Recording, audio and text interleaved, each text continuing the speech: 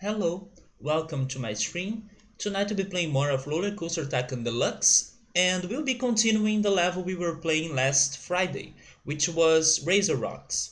That level was kinda hard at first because once again we gotta build some coasters, and they are asking us to build 10 different models of coasters, plus with a requirement of at least 6 of excitement rating for them. So not only that, but I was kinda challenged by Electro Llama to build those coasters as custom coasters, or in other words, to build them myself from the scratch. So I have been taking that challenge, and it's been, like I was saying, hard, but at least I could start it, or I could make some progress in there. I believe we have two custom coasters that are under the conditions, and my idea is to keep building more coasters and connecting them to those existing ones, because I believe that's the best way so far that I could learn to raise the excitement rating of the coasters. So I will try mixing them up. I will also buy some spare coasters, some simple ones, just to build the coasters myself around them and stuff like that. And that's the plan. We still gotta build 7 or 8 more coasters. I will need to remember my park.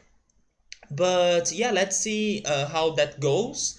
At least now we have initial structure that's working very well in the park. So those rides are providing us money to build the coasters. So I hope that I will be able to just focus on coaster building right now, not much on organizing the park and stuff. But yeah, let's see how it goes. I'm not sure if I will be finishing that level tonight, but I hope I can do it. The reason why is because I'm feeling a little bit tired, so I don't know if I want to do a very long stream.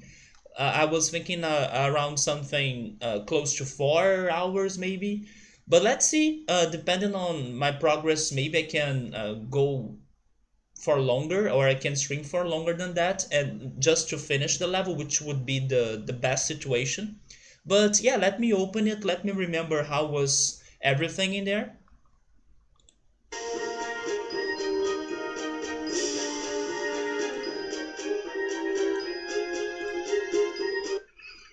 Okay, there it is.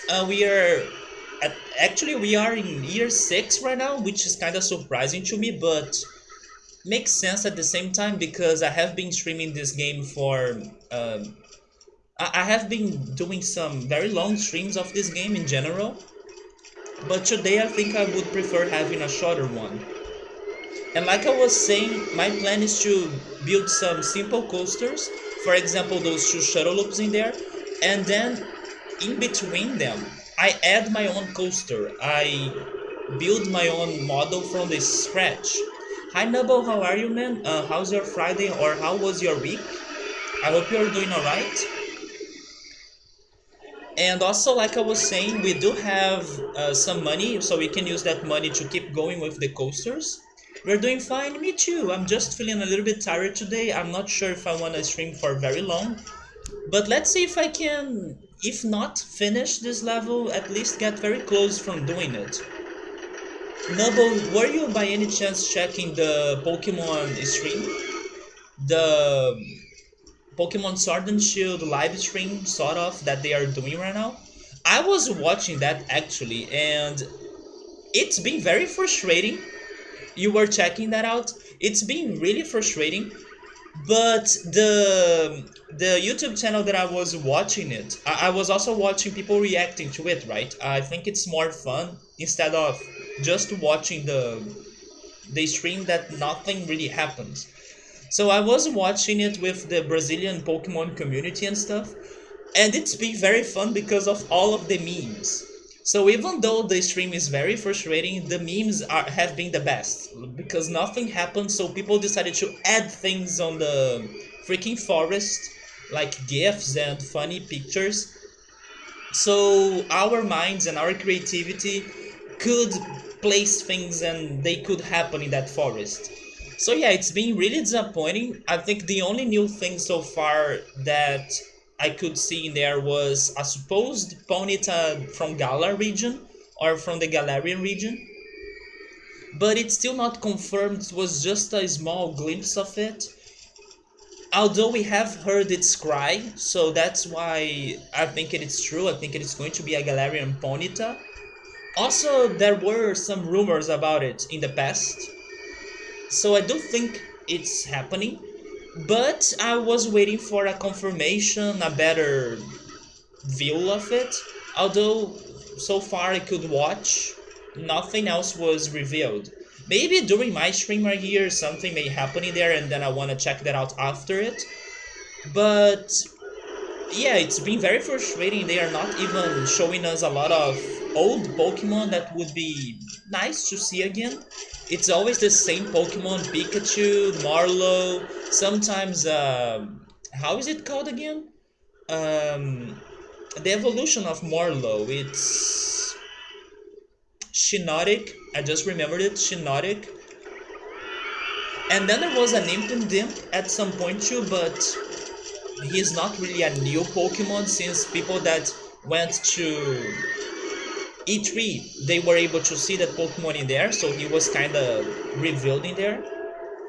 You should probably watch something like that. It's much better and so much more fun. I don't know how are the streamers in English treating the stream, the live stream, but the one from a Brazilian YouTuber that I was watching, it was so funny because we were pretty much uh, making jokes on how uneventful the stream was, and then he was always checking the Twitter, and then people were sending him memes on Twitter, and then he was sharing it on the live stream.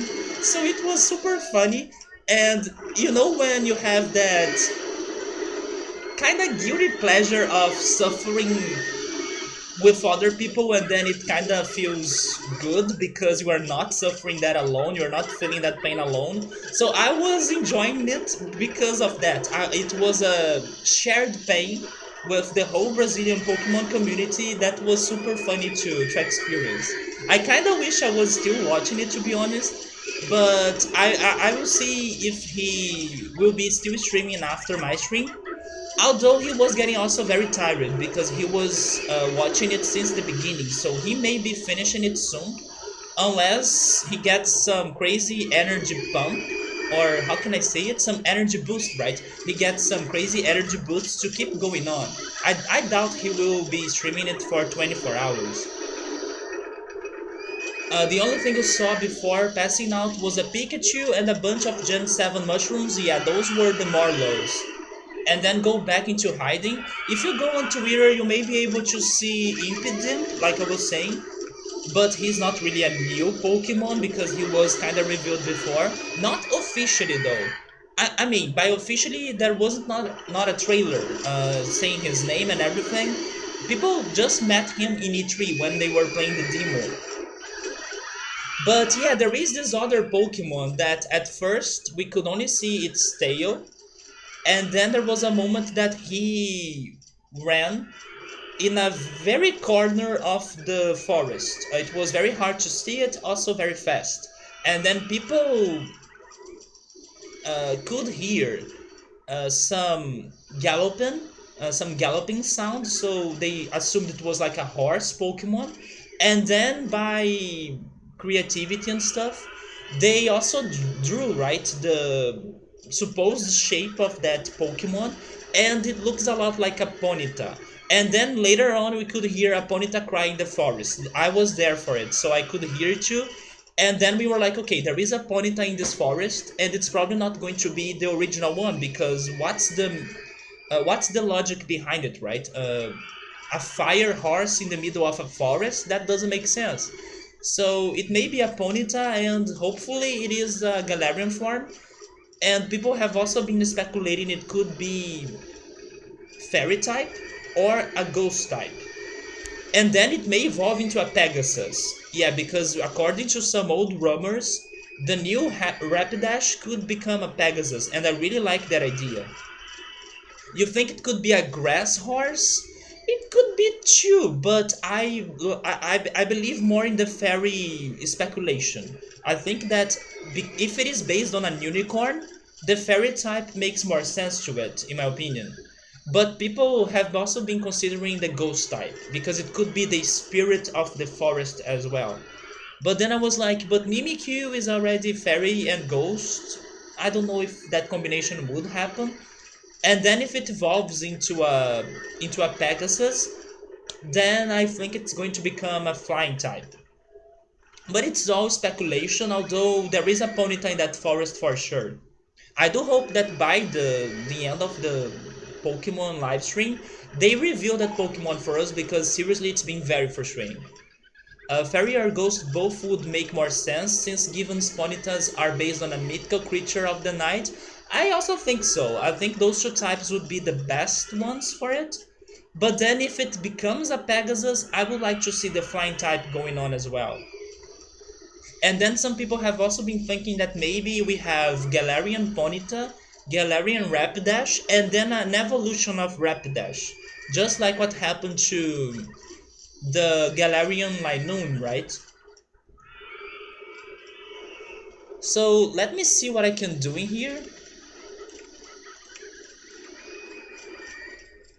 And also because there was this rumor, I do believe it's going to become a Pegasus. Oh lord, please no, you don't want to see more Kanto or, I don't know, Galarian Pokemon evolving?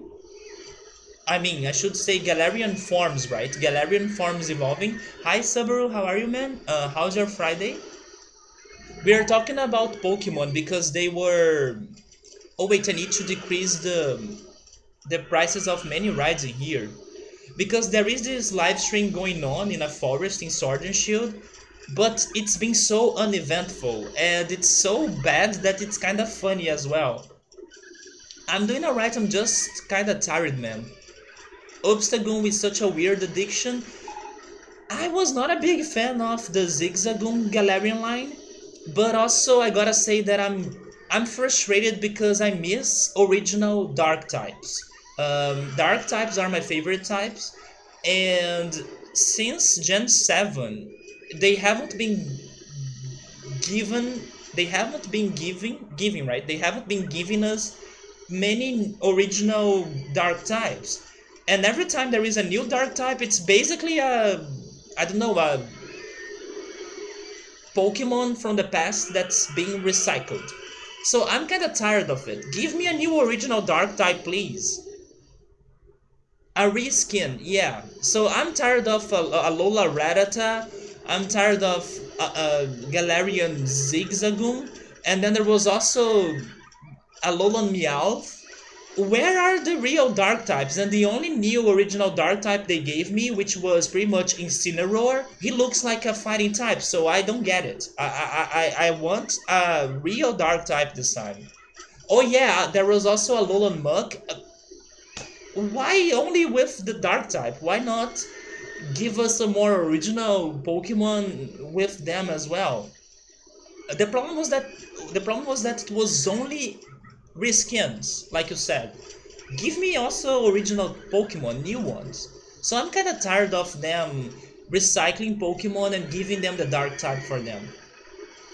You noticed that some YouTubers of Pokemon were doing that live stream. Have you been checking Camaleon or the Chameleon? I was watching his live stream. It was actually very funny because everyone was getting frustrated together, and we were making jokes and fun of the live stream. Plus, seeing some memes, and there were some really good memes, especially some gifs they found on the internet.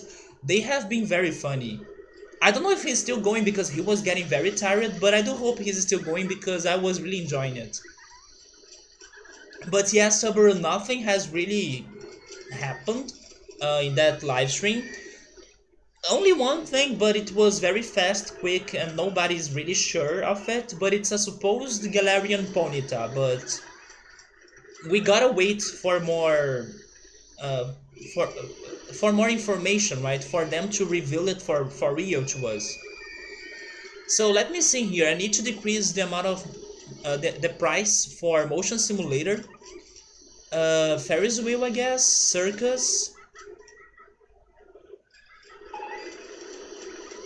Yeah, Ferris wheel, circus, and motion simulator.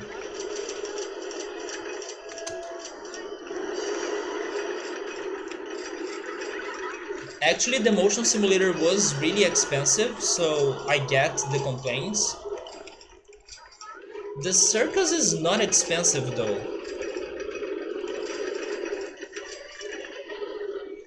But you know what's crazy about this live stream they are doing? Because it is Pokemon, probably a lot of kids are going to be watching it. And how can they be so evil to those kids? Like, here, I don't know, 40, 50 minutes of this forest, and then nothing happens in here. And then when finally something happens, it lasts like 3 seconds, and it's a repeated Pokemon that has shown before, or showed before. And I'm thinking, if I'm getting this frustrated, imagine the kids that decided to spend their time watching the live stream. I feel sad for them. I feel bad for them. You don't know that one? Really, Subaru? Canal do Camaleão? He's pretty much the biggest Brazilian Poketuber, I would say. Yeah, they are live streaming the forest, but we were hoping for new Pokemon and new things to be happening. But no, there isn't new information. Yeah, the stream was pretty much the forest. And something happening in there, sometimes some Pokemon appear. Everyone has been hyped for new Pokemon, new information, new things. But no, it's not happening. When it happens, it lasts 2 seconds. It's been very depressing. You're probably gonna look on YouTube when the stream ends for a recap. Me too. Yeah, I'm definitely going to look for those crazy people that have watched the whole thing and got the scenes of when something really happened. Although I could grasp many of those scenes thanks to Twitter. People have been uploading those things on Twitter, and then that streamer I was mentioning, he was showing those Twitter posts on his stream, so I was seeing it too. But we are suspecting of one thing as well, that the later it gets, the more eventful and closer to the camera things happen. So I do hope that's true, because that means that later on in some hours, hopefully, the stream is going to become more interesting. Because so far, when there is a Pokemon, it's appearing very far away from the camera, and you can hardly see it or see them. So we hope that when it's some hours from now, it gets more interesting. Because it's supposed to be like a real research documentary. Yeah, there are those people that have been liking the way it is, because in real life it's kind of like that. It's kind of like very hard for something to really happen, or very rare. I can understand it too, but like I was saying, I feel bad for the kids. Like, the kids that are watching it may be expecting a Pokemon in every 5 minutes, or even less than that. But no, they have been giving us long and eternal breaks, and then if you blink, you may lose or miss when something happens. And then it's going to last 30, 40 minutes again until something else happens again. It is a very horrible stream to watch, Subaru, but it's funny as well. It's funny to share the frustration with other people. It's funny to see the streamer under pain. So I was having fun because of that. Because I was in there frustrated, and everyone was saying it sucks to be a Pokemon fan, doesn't it? And then we were all like, why is it happening on a Friday? Like, Friday should be a happy day and stuff, and then the Pokemon company is gifting us with this stream that nothing happens, and then when something finally happens, it's like a very boring Pokemon or something that appeared before, and then it's a Pikachu running for 2 seconds, and then nice, let's wait more. And then people were getting also crazy because of the ringing sound effect, or maybe I should say the ringing bell music that plays in that forest. People have been going nuts. They can't hear that anymore because they have been hearing it for so long. So because of that painful experience, when it's shared, it becomes pleasuring for some reason. It's a guilty pleasure. So I was really enjoying it. And the memes, Subaru, you gotta see the memes. There is even a meme, and then this is only something that Brazilian will understand, but there is a meme that they put Gretchen, in the forest. Not to mention some other things as well. Even Dora the Adventure was found in the forest. And then there are many gifs as well of some characters from the Pokemon franchise. For example, Lily. Lily was chasing Nebby and saying, "Come back to the bag!" So the memes are the best about this live stream because the live stream sucks a lot. But it's funny to watch if you join a community that's doing it. I don't always stare or check things about Pokemon. You don't want to be a Pokemon master. You wanna be a legendary tamer. That's from Digimon, isn't it? I think it is uneventful right now because all the kids are supposed to be at school or just barely getting off. Yeah, they were talking about um, which time zone the live stream should be based on. Some people were thinking that, logically speaking, if it was based on England's time zone, then it's the one that makes the most sense. But some people think it's based on Japan's time zone, and then it's only going to be morning right now, right? So everyone was pretty much sleeping. So that's also another reason why some people believe that in some hours it's going to become more interesting because people will be waking up in Japan, and then hopefully it's going to be more eventful since more people will be there watching it. But to be honest, I think that sucks. I do think that they should have a more balanced live stream so people from everywhere in the world could be seeing something interesting. And if they wanted to, I don't know, save the new Pokemon or the biggest reveals for a later moment, then at least give the ones that are watching it during the late night the old freaking Pokemon. It's okay if they are showing Pikachu, Marlow, or whatever, but make it more eventful. Not one little thing in every 40 minutes. It's so painful and frustrating as well. Yes, Subber, it's pretty much a torture stream by Nintendo. And yes, it's becoming a meme, and the memes are the best. I highly recommend checking the Twitter and the hashtags for that stream and checking the memes out. But I understand what Nubble said before about it being based on a real documentary, but it's very uneventful. We don't even know what happened to the character in the game that started the documentary, that started recording it. Sonia, right? We don't know what happened to Sonia. There are even people on Twitter saying that Sonia died.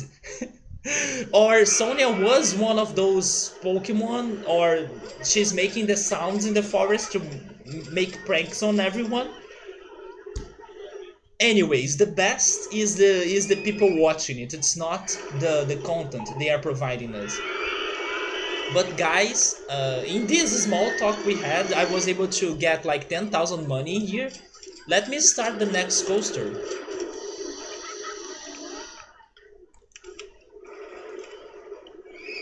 That I have no idea which one I should be building actually. Wait, what the heck is this? The inverted wild mouse coaster? I have never seen this. The track consists of tubular steel rails. Supports are large tubular steel posts. Cars hang under the tracks held on by wheels above, below and outside the running rails. Man, I wish I was not feeling that sleepy. I'm feeling so sleepy right now. And before starting the stream, I washed my face like 4 times. It's been a really lazy day to me. I guess I'll give this a shot, but I have no experience in this coaster.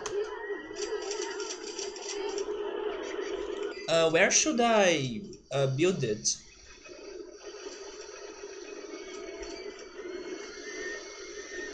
By the way, regarding the weekend stream, yes, Subaru, that's definitely part of it because I was watching that live stream. It made me very sleepy, but it was not only that. I have been feeling sleepy since the beginning of the day, especially after I had lunch, especially after I ate pasta, probably because I was feeling stuffed. I felt very sleepy. Speaking about the weekend stream, I still need to test Final Fantasy IX. Hopefully, it's going to work. Since now we are over and done with Space Station Silicon Valley, it's still kind of shocking to me that I was able to beat that game last time. I can't believe I made through the four bonuses that were so freaking painful, but we did it. And also the final part of it was also very tough. But yes, I still need to test the game. I'm hoping it's going to work. And there is this patch that Scapuni told me about that seems that it's going to increase the graphics of the Steam version or something. I may test it out, but I don't know if it's going to either work or make my computer or my stream to be slower or to work very slowly. But let's see how that goes. I just hope the game works with the patch or without the patch. And then another thing is that there is a chance that I may either have a short stream or not stream at all on Sunday. But I'll do my best to have a short stream on Sunday because I may meet my friends. We are with some plans of meeting each other in an Oktoberfest that's going on in my city, and I will see how that goes. But I told them that I wish I could come back home kind of soon so I could still stream a little bit. So if that works out, I may start the stream on Sunday later than usual. I would say maybe 4 to 5 hours later than usual, or later than the starting hour.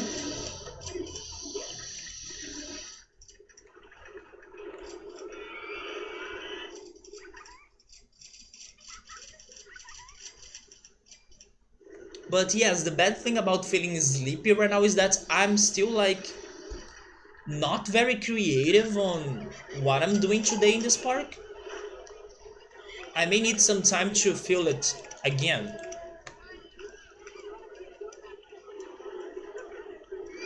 But let's try starting it from there. Let's see what we can do with this model. Oh wait, I can do a very quick... Oh yes, I can do a very quick lift.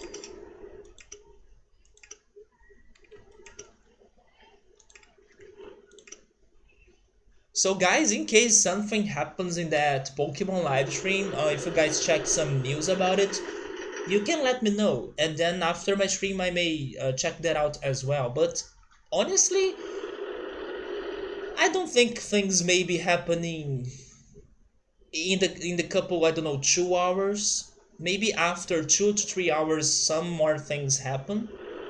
But I don't know if they are going to give us many details yet.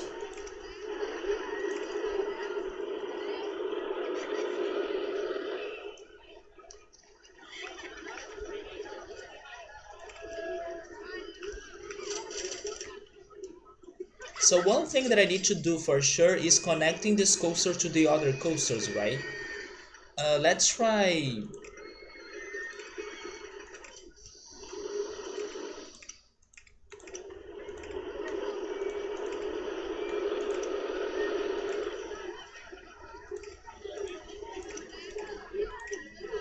let's try following the white coaster right there.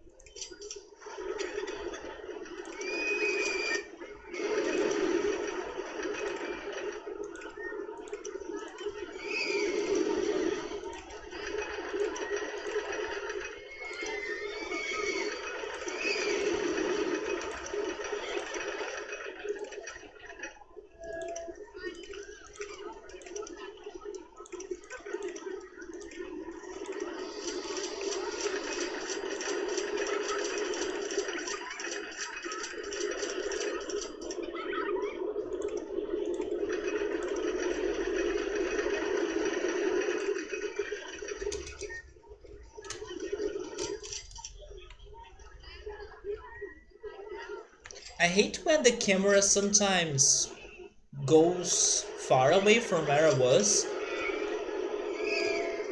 It makes me feel very lost.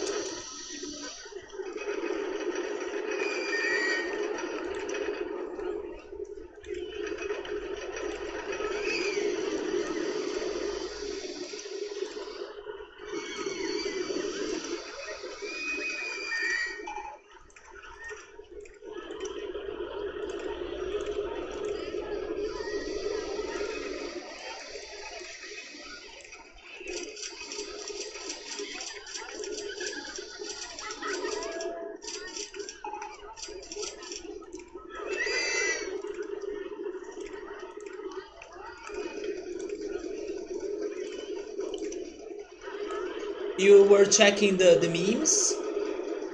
You saw a meme of John Travolta?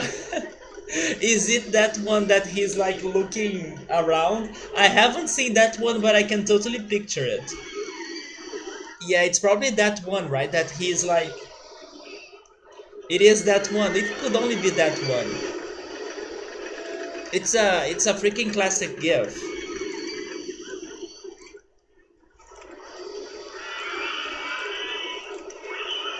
I was hoping that I could interconnect those three coasters right there, but it's not working. Maybe I was being too ambitious.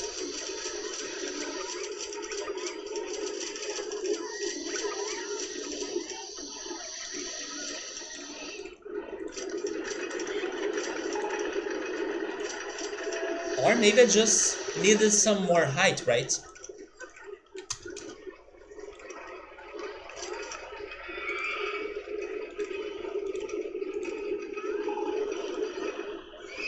Wait, what?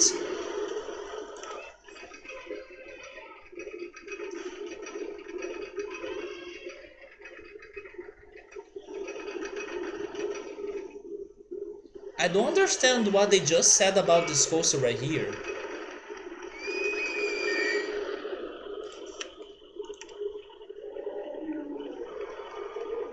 Where are the other cars though? What? Wait, is this going to crash?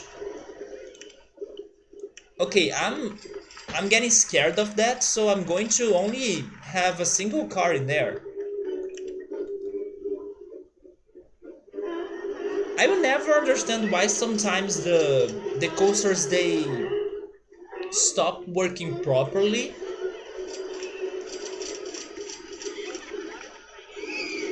I mean, I understand why the coasters break down, but after...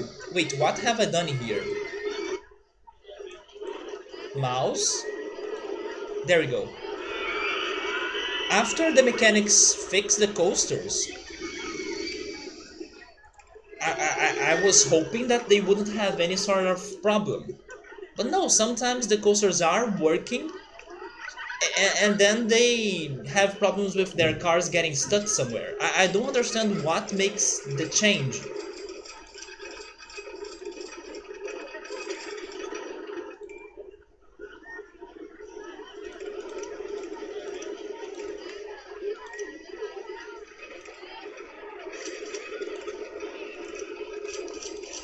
They fix the coaster with tape.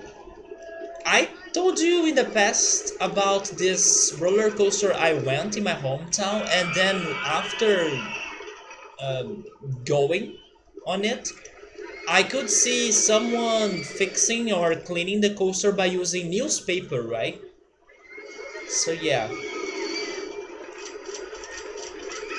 of course I didn't return to that roller coaster anymore. I wouldn't return to it anymore actually because I'm freaking scared of coasters. It was my first time going to a roller coaster and that was it. I don't want to go again. It's too exciting to me.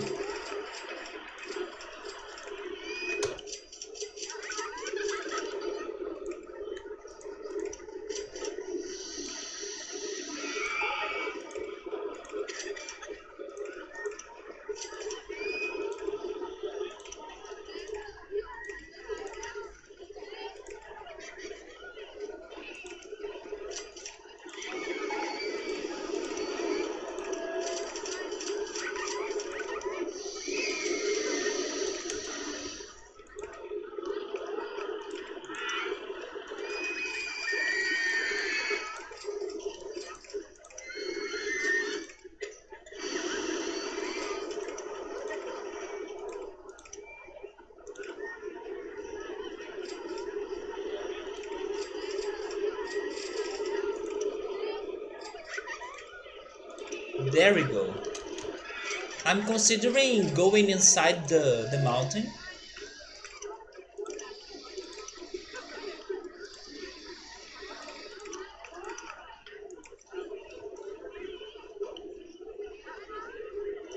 Wait, what's the level of that underground path? Um, oh, it's 13, so we're good.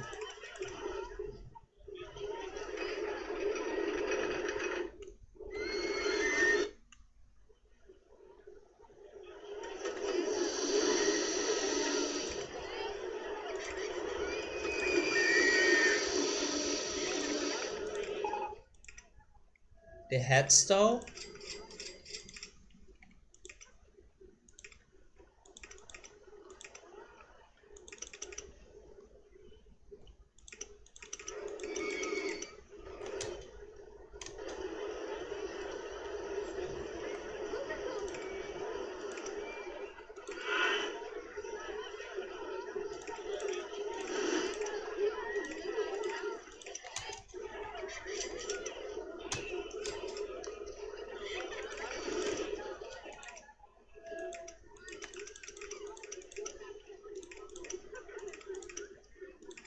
Okay, let's test this out.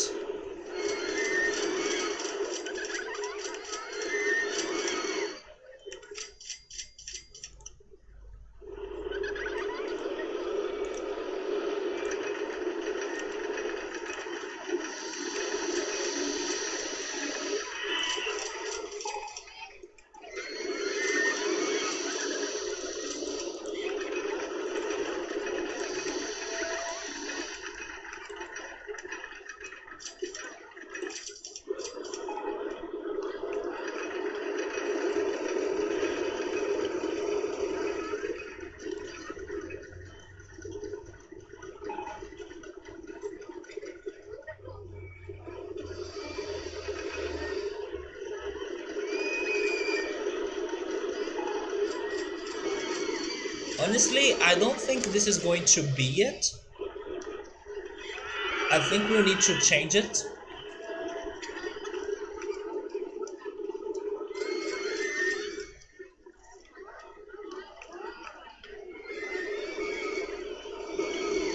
But at least it's working.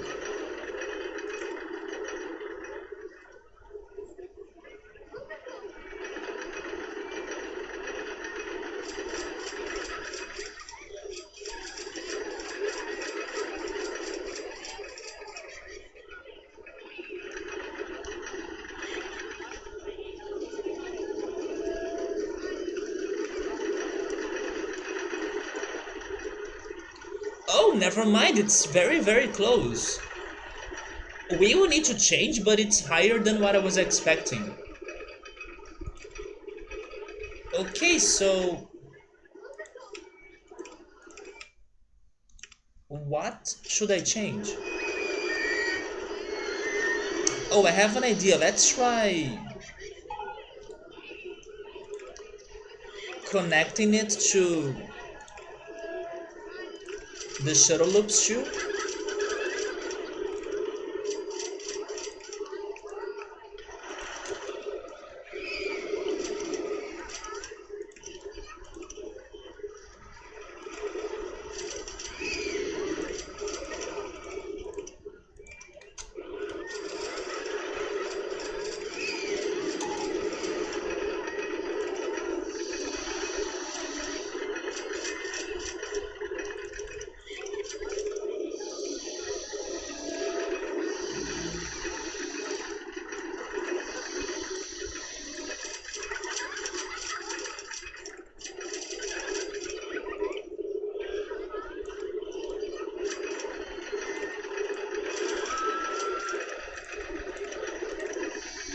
Okay, let's test this again.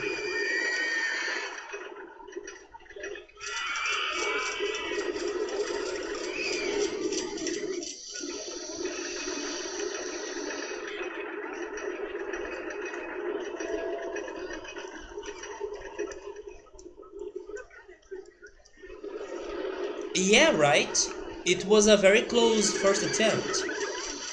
I was expecting maybe 4, But no, they gave me 5.6.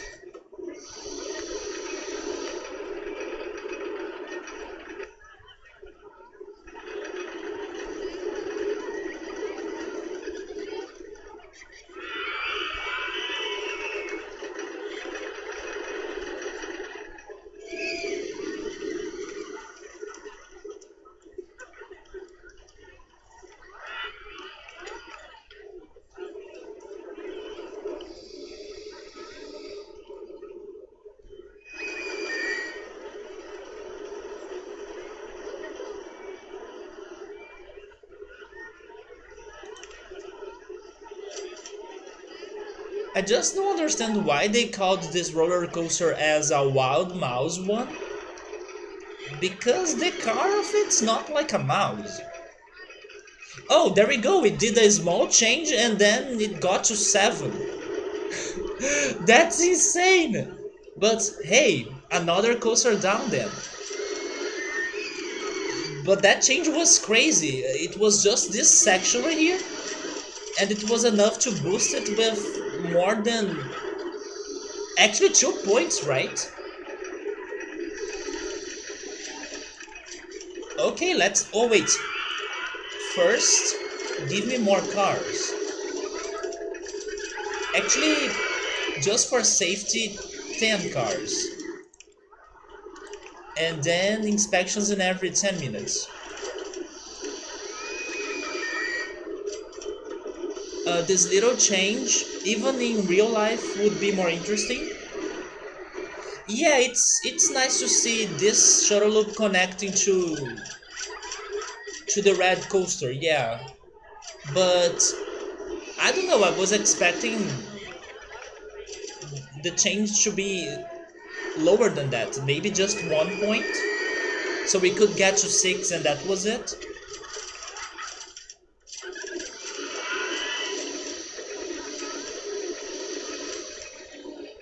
Are they not going there because they are scared?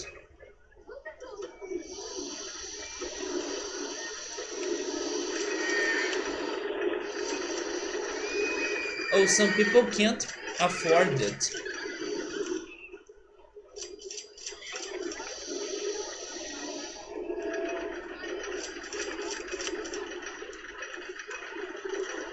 Man, everyone is freaking poor in my park now.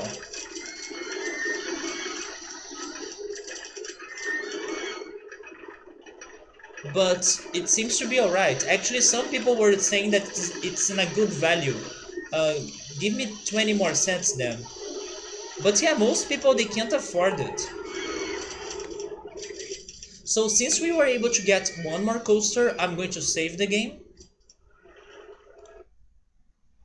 Hey Mitsuka, how's it going, man? We're going to say hello in the language of your people. Is that Czech? It looks like Czech. Any help on how to pronounce it though? I have no idea how to pronounce it. It looks like Czech, but I'm not sure.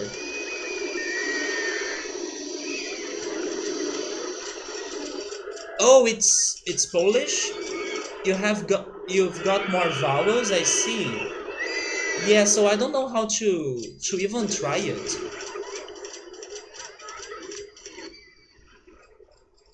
Let's move on to the next coaster.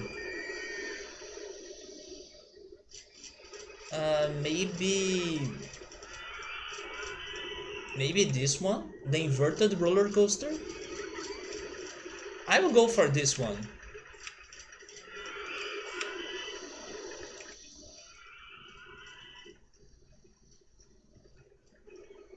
Oh wait, you know what? Before building another one, I got some new rides. I remember getting a head stall. Let me do this and the swinging ship.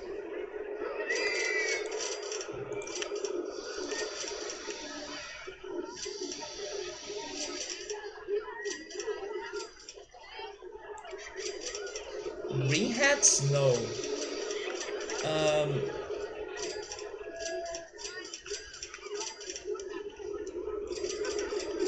Maybe this one? Okay, that kinda looks cool.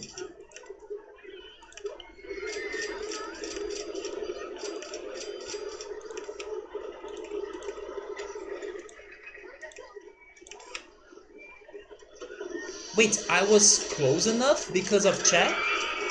Czech words tend to be shorter because they don't have um, digraphs, and some of the phonemes are written without vowels. Yeah, I was thinking about Czech because I also thought that they had accent marks on some consonants too. But again, I have never studied Czech. I was pretty much just guessing. Not to mention that the word you wrote there, it starts with CZ, so it could be close to Czech as well. It's the same group. It's Western Slavic, maybe Slavic, right? Western Slavic. It it must be fun to learn such a different language. I mean, it is your first language, but it's very different from my first language, for example, Portuguese. So it must be interesting to learn something completely out there. I studied German and English, and I thought that German was somewhat interesting already, but it's kind of close to English. So maybe someday I should try studying something that's completely new to me, like it's not close to English or not close to Portuguese. Although I was thinking about starting to study Spanish, but I'm not sure if I will really do it. There are days that I feel more hyped to do it. There are days that I feel more disappointed, or I don't know, I feel less hyped to do it. Disappointed because it seems that it's not going to be as easy as I was imagining. Um, and also because I'm afraid of the same that happened to me regarding German could happen to me if I start studying Spanish, which is pretty much not using the language and then forgetting it. So that's disappointing and frustrating in my opinion. And then I was having some conversations with people that have studied Spanish, and they have been telling me that it's hard and everything. So that kind of makes me feel worried about learning it. But at some point, I do think I will try a new language, at least. Either Spanish or something else. English pronunciation is completely different. I totally agree with you. There are no rules at all. Yes, sometimes, like I was just here reading what you said, I was guessing. Is it digraph? Digraph? It depends on if you have heard the word before or not. And some words are not common at all, so of course I will struggle with pronunciation sometimes. You have been learning German at school, and now you are 26, and most you can say is to ask for bread. Let me see if I know how to ask that. I know bread in German is Brot, so let me see. Ask for bread. Uh, können, können Sie das Brot mir geben? I don't know if I said it right, but I was trying to say, could you give me the bread or something? Or maybe I should have used I'm bread. I'm Brot, right? I'm Brot. Können Sie mir ein Brot geben? It's something like that, but of course I don't know if my grammar is right, probably not. But I tried following the idea, so hopefully I was close enough. But yes, if I need to say or speak something in German, I will feel very insecure, right? I will not say things for certain, or I will not feel. I will feel that I'm saying something wrong. It's something that I would need to think a lot before using the language, because it's not common. Like, it was very fun and everything to learn it and to see how different it was. But if you don't use it in your daily life, it's going to be forgotten, and that sucks. And as I couldn't keep going with the German course, I lost it, and it makes me frustrated because it kind of makes me feel like I wasted some years of my life into something that I simply forgot. And then sometimes people say, "Oh, but why don't you go back? Why don't you go back to the course and study German again?" It's because I feel like the course is not enough. I would need to have another thing happening in my life where I would be using German more often because it's not enough. I need to be using it.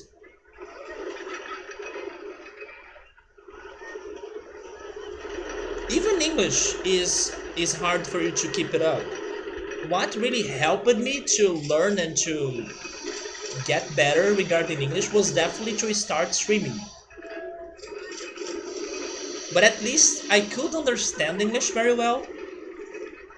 My problem was mostly speaking and, of course, pronouncing some words correctly.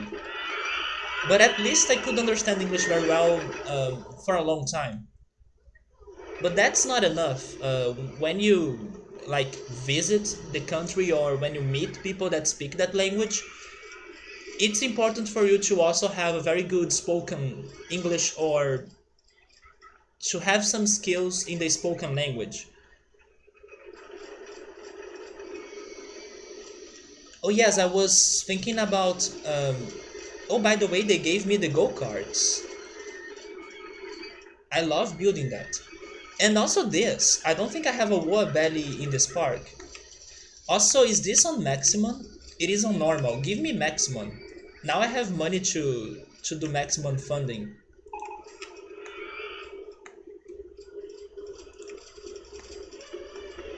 There is this friend of mine that has been trying to learn Chinese or Mandarin, and last time we were talking about languages and stuff, and he was one of the people that told me that Spanish is really hard, and then I was like, okay, maybe I should not try learning it then. But yeah, he was telling me some phrases in Chinese, and it was so fun because it's so different. It sounds so different, and then I was trying to make the same sounds that he was saying, and it was super challenging as well. But it's fun. Like it's hard, but it's fun. Although you gotta use the language, or you may forget it. Right? You may forget it.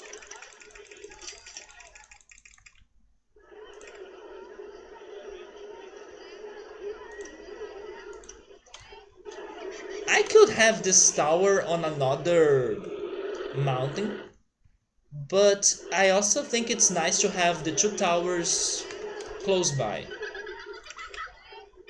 So I'm going to leave it right there.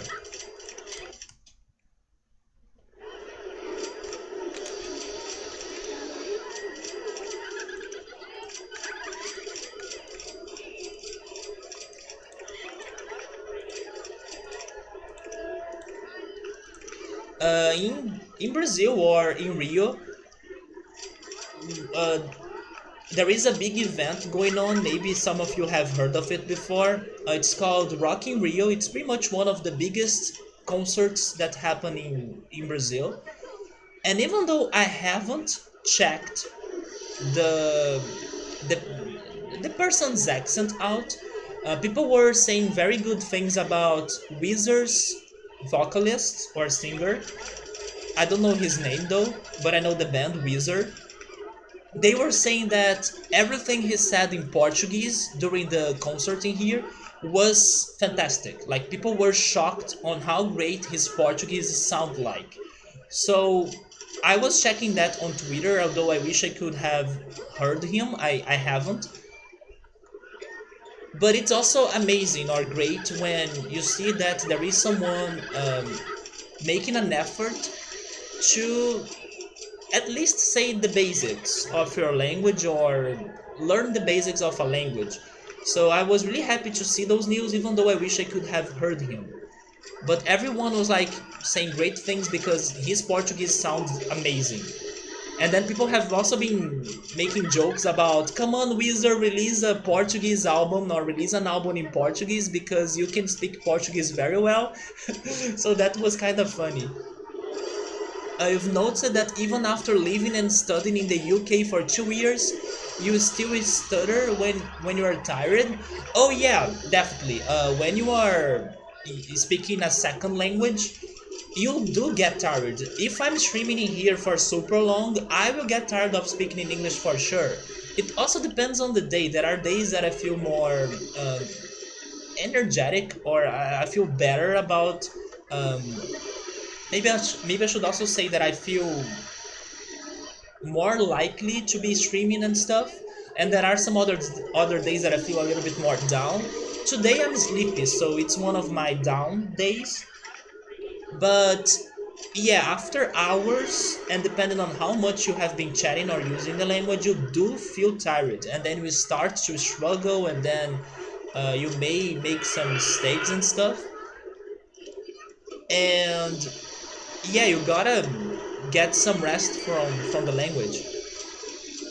I would think that Portuguese is close enough to Spanish to make the start easier, but here's the thing though. Portuguese is hard, especially because of the verbs. In my opinion, the verbs are the worst about Portuguese. The verbs are very irregular, so you gotta pretty much remember them. And I think it's a struggle for you to remember those things. And then people told me that in Spanish, the verbs are also just like Portuguese, very irregular, so that makes me feel worried because I don't know if I can learn more irregular verbs in my life, you know? It's so hard. And the other thing people told me was that there are many different accents in Spanish. And the way people speak Spanish in Argentina, for example, is completely different than how people speak Spanish in Mexico. And then people in there may be using some, I don't know, some words that will be very different than the other ones, and then it may be hard for you to get used to those differences regarding the accent. It's not that if you go to a place and use and say your own Spanish, people won't understand you, but you won't sound natural.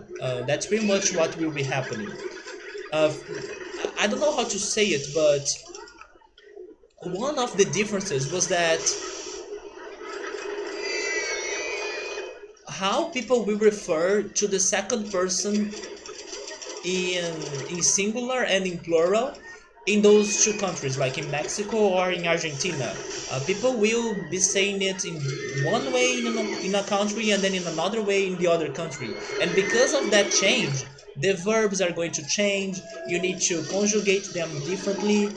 So it's kind of scary, at least to me. But you know what? Maybe I should just start it and go for it. And then after some years, I start worrying about accents and stuff. I feel like I'm creating barriers before taking the challenge. So maybe I shouldn't be that scared or afraid of learning Spanish. Yeah, they have different slangs, correct. Yeah. And then you gotta pay attention to how people will be saying those slangs in those countries. But at least the pronunciation seems to be fairly consistent given the area where the Spanish is spoken. Actually, there may be some words that have some different pronunciation, but that happens in any language, I think. In Portuguese, there are words that people may also say differently depending on where you are. But I think the language that struggles the most about that is definitely English, because English is a pronunciation nightmare.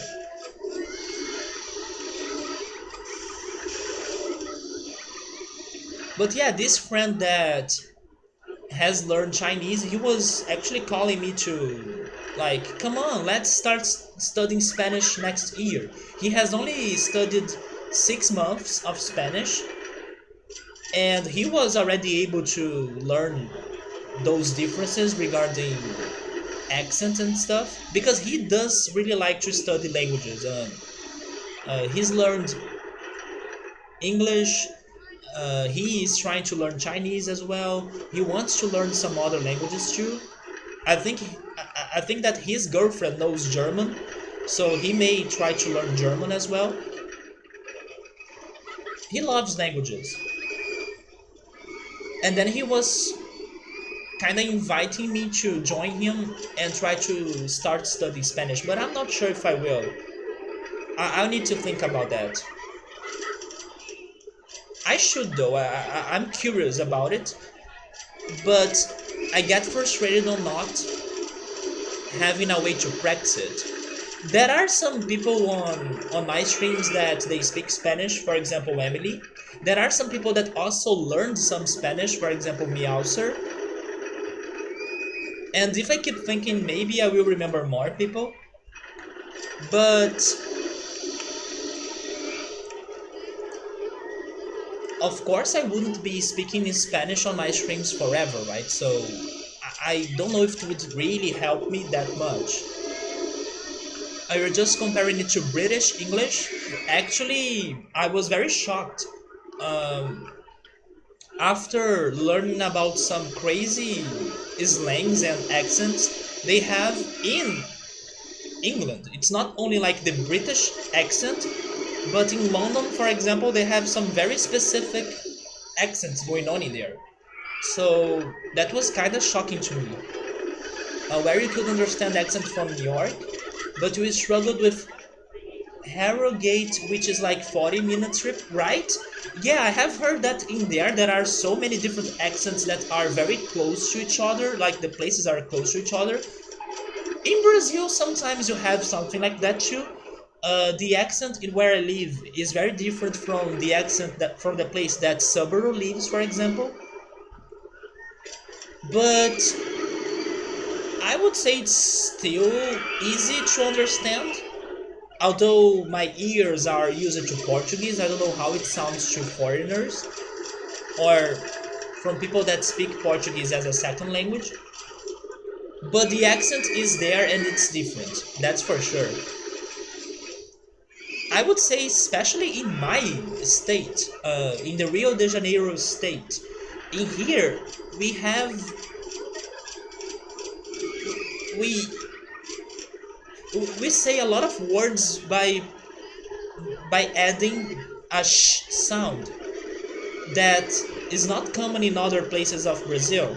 So there are many words that we say it like sh sh sh sh. So it's kind of crazy. And I think it is something that only happens in my state. That's why I think it's more different than the rest. But I still think people can understand us.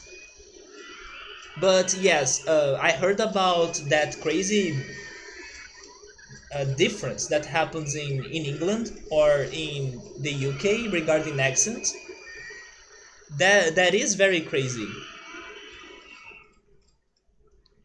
Let me see. I was planning to build this one, right? The inverted roller coaster. Would you say, Mitska, that Polish is a very hard language to learn? What would you say that's the hardest for people to learn in Polish? In Portuguese, I say it's the verbs. At least in my opinion, I think it is the verbs. In English, I think it is the pronunciation. And in German, I think it is, or actually, I think they are the articles. The articles are the worst in German, in my opinion. I think it is grammar. It is full of rules. Is it called inflection? I'm not sure. Inflection. You don't mean conjugation? Wait, 8 grammatic cases?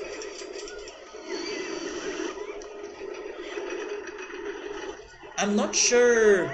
Give me an example of a grammatic case. Do you mean future, past, and present tenses? Hi Riker, how's it going, man? The only Polish you know is prods because it was a meme in another stream. You don't remember what it means though? Sprods. That word kinda sounds like English though.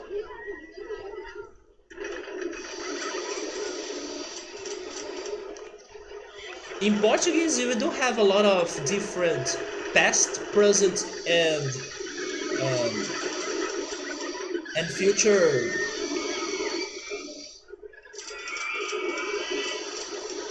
rules or cases, but thank goodness some of them are not very commonly used, especially one of the past cases. Nobody really uses that past case, so you may learn it, but you are not going to use it. Oh, you are referring to genitive, dative? Okay, I know those. Yeah, genitive, nominative, dative, and what is the other one? I know I'm forgetting one because there are four. Yeah, there are four grammatic cases in German. Accusative. Yeah, accusative, dative, genitive. Wait. And nominative. There we go. It means check it out. That makes sense. The streamer was checking his email on stream, and there was a spam email that just said sprods in big letters and became a meme. Also, and every verb and adjective changes its forms depending on the grammatical gender of the subject and object. That's correct. That's what I think is the hardest in German. So if it happens also in Polish, I can totally see it being the hardest in there as well. So you guys have different articles, just like in German. Is that the case? And do you guys have like three articles or three? Wait, you don't have articles? So how do they change? Every verb and adjective changes its forms depending on the grammatical gender. You are referring suffixes? And hi pilot, how's it going? Du hast einen schönen Hinter? The only German sentence that you know, right? How's it going, man? I wish you knew something else though, because that expression will sound really bad if you ever use it. The words themselves, they change. Man, that's kind of crazy. It sounds like a mix of English, because in English you don't have articles, only the, but the is the. It's only that. With Portuguese, German, that have the changes in the verbs and everything, and the adjectives as well, depending on the articles, but you don't have the articles. Now you got me really curious about Polish. I may check a video later to tell me what are the crazy things that happen in there and what could make the language very hard to learn. And then you have 8 of those things. Yes, I could not learn the 4 of the German grammar cases. The one that I struggled the most was definitely dative. Dative was very hard to me. I think I was alright with nominative and accusative, but then dative and genitive were the ones I used the least.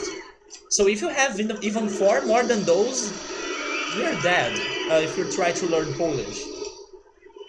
The only German sentence you'll ever need to know. Pilot, I hate to say this, but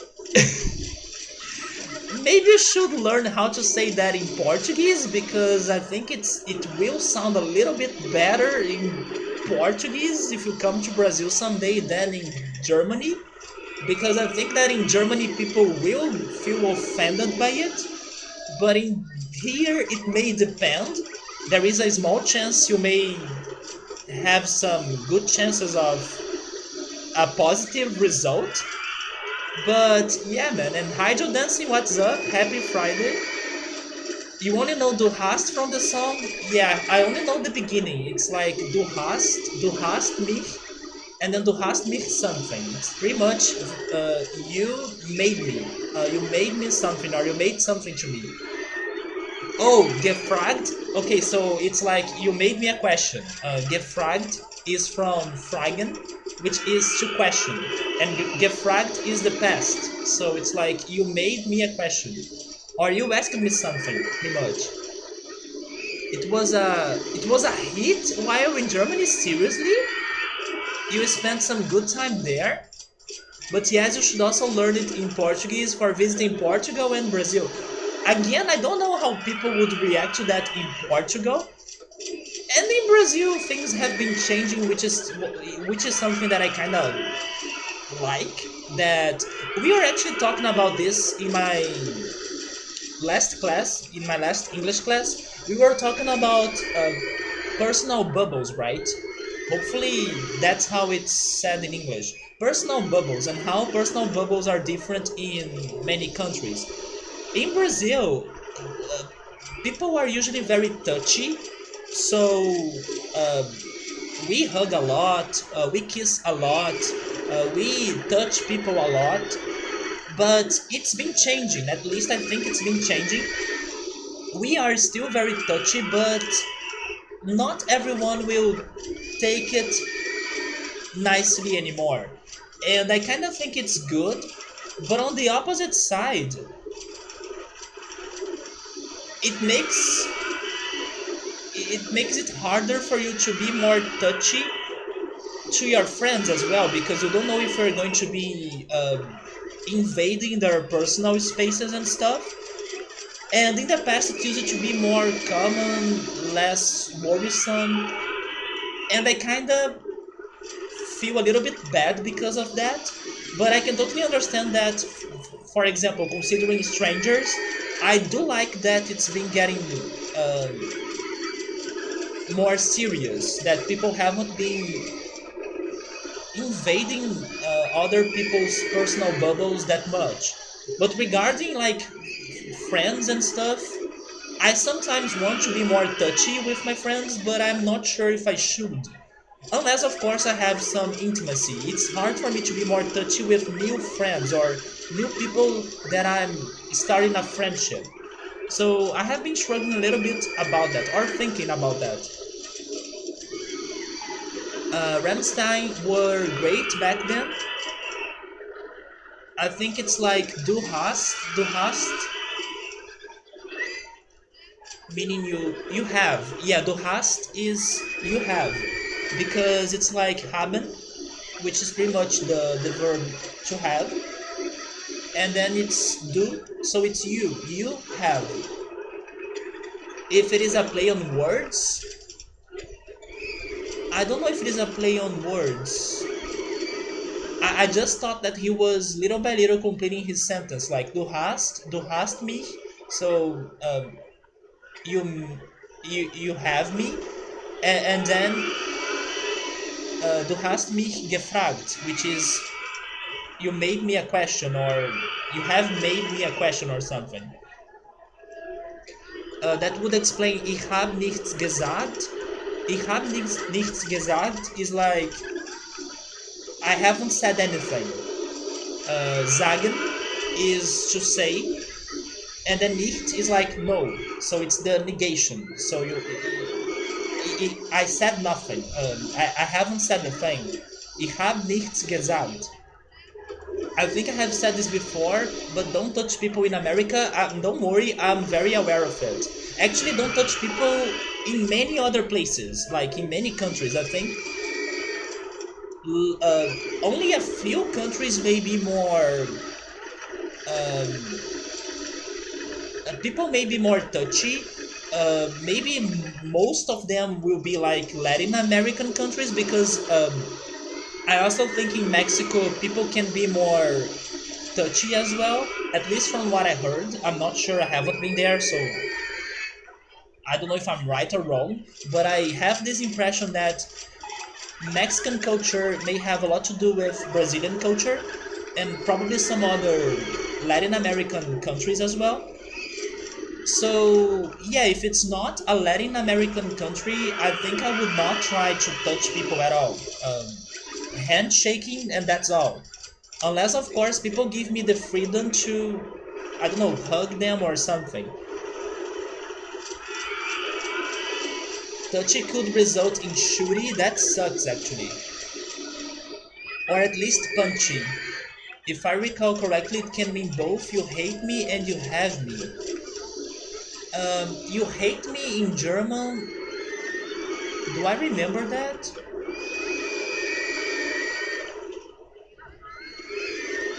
Ihase?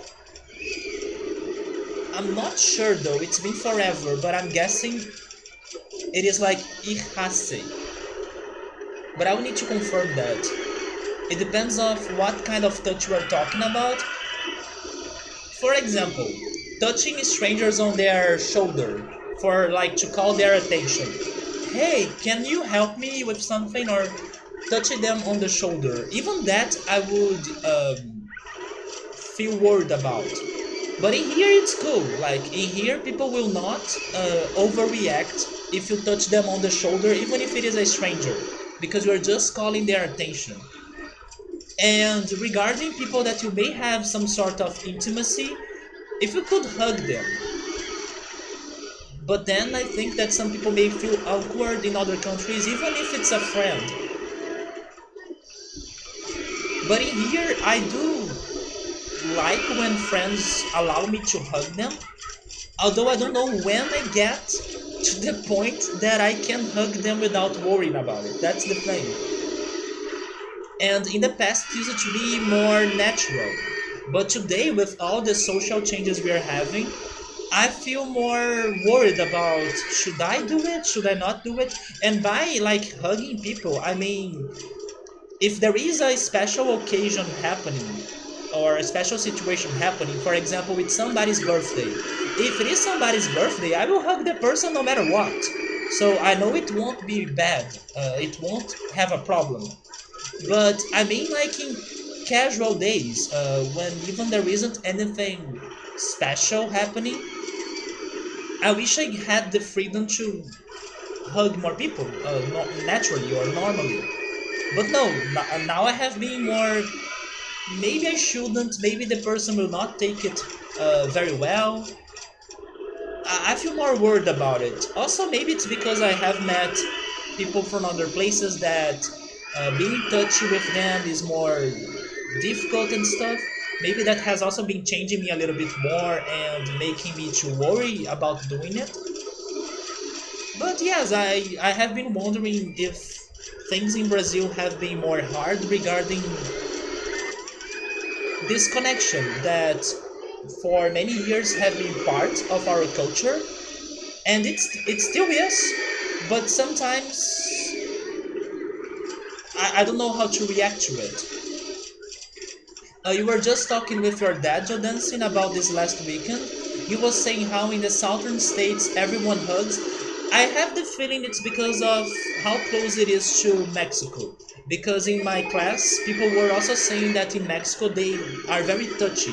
And maybe because there are many Mexican people or descendants of Mexico or Mexicans living in the southern states, it became part of the culture there as well. And people will think there is something wrong with you if you don't greet people that way. Yeah, it's always a matter of how intimate are you to the person, right? Of course, hugging a stranger may be weird, although in here, if the stranger is someone that is friend of a friend of yours, I don't think it will sound that bad if you give the person a hug. But yeah, handshaking is the safest way to go, of course. But in the end, I think I miss having friends that I can hug them without worrying that much. Oh, there we go. Du hast mich. Okay, yeah. So that's the play on words. Yeah, hasse was for the first person singular, ich hasse, and then if it goes to you, the second person of singular, it's du hast. Yeah, du hast mich. There we go. So it was definitely a play on words. It is mostly unacceptable unless you are friends or family. Yeah. Here in Europe, most of people are alright with hugging. Are they really? That's surprising to me. But you have to give them a visible signal that you are going to do it. I see. And then, on the other hand, in Asia, don't even try. You are going to make people very scared of you. Here in Europe, oh yeah, I read it, and then that's weird. You would like to ask instead of poke someone or touch their shoulder. So people don't touch other people's shoulders in Europe. In Brazil, it's common. I don't think it is a problem in here. You can totally touch the person's shoulder just to call their attention. Some of your close friends don't even like hugs, so you have to remember that. That's what I think that sucks a little bit, Joe Dancing. Although it's cultural, right? Maybe for those people it's better like that, but for me, I do feel lonely if I don't have people that I can hug. I feel lonely. And it's not because I want to have like I don't know, a relationship, like start to date people and stuff. No, I just feel lonely because I wish I had even friends to hug, not in another level. It can be a friend and we can hug because we are happy to be with each other and to be sharing a moment. But it's just me, right? I do like to hug people. For example, if I ever met any of you in here, I would like to hug you. Although, because of cultural situations, I may not be able to do it. Or it would be uncomfortable. But I'm just saying, like, if there is someone that I have met, and if I see this person in real life, I would love to hug the person. But anyways, it's cultural, we gotta respect that. I think hugging is a lot more common in Italy. Wait, I lost some of the chat. But yes, I feel like that little by little Brazilian culture has been changing too. Things has been getting more serious. And part of that is great because of like sexual harassment and stuff. But part of that is also bad because sometimes I don't know if I'm being too uh, if I'm intimate enough to be hugging and stuff. I think it just happens, right? I think the moments they will just happen, and then you know when it's good to happen and when it's not. And then if you are not sure, then just don't do it, I guess. So I'm going back on the chat.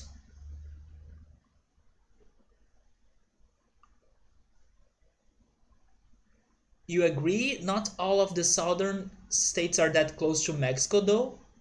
Yeah, but it's because it's kind of spreading the culture, I think. Which reminds me of something that I gotta ask you, although I should have checked it myself. But it's something that my friends on the English class told me, and I was like, seriously? But it's more certain if you guys tell me your opinion about it for sure. But let me finish checking the chat.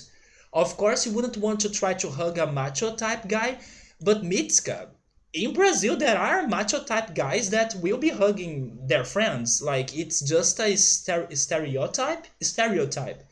At least in Brazil, we are very touchy, like I was saying. So the person can be a macho type guy or not.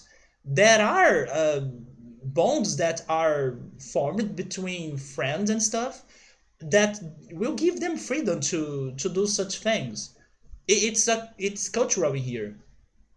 Definitely not everyone, of course. There are always people that will take it in a bad way, but it's not uncommon. Like it's not that bad. Here, the chances of that being a big problem, I think they are very low, especially in comparison to other places.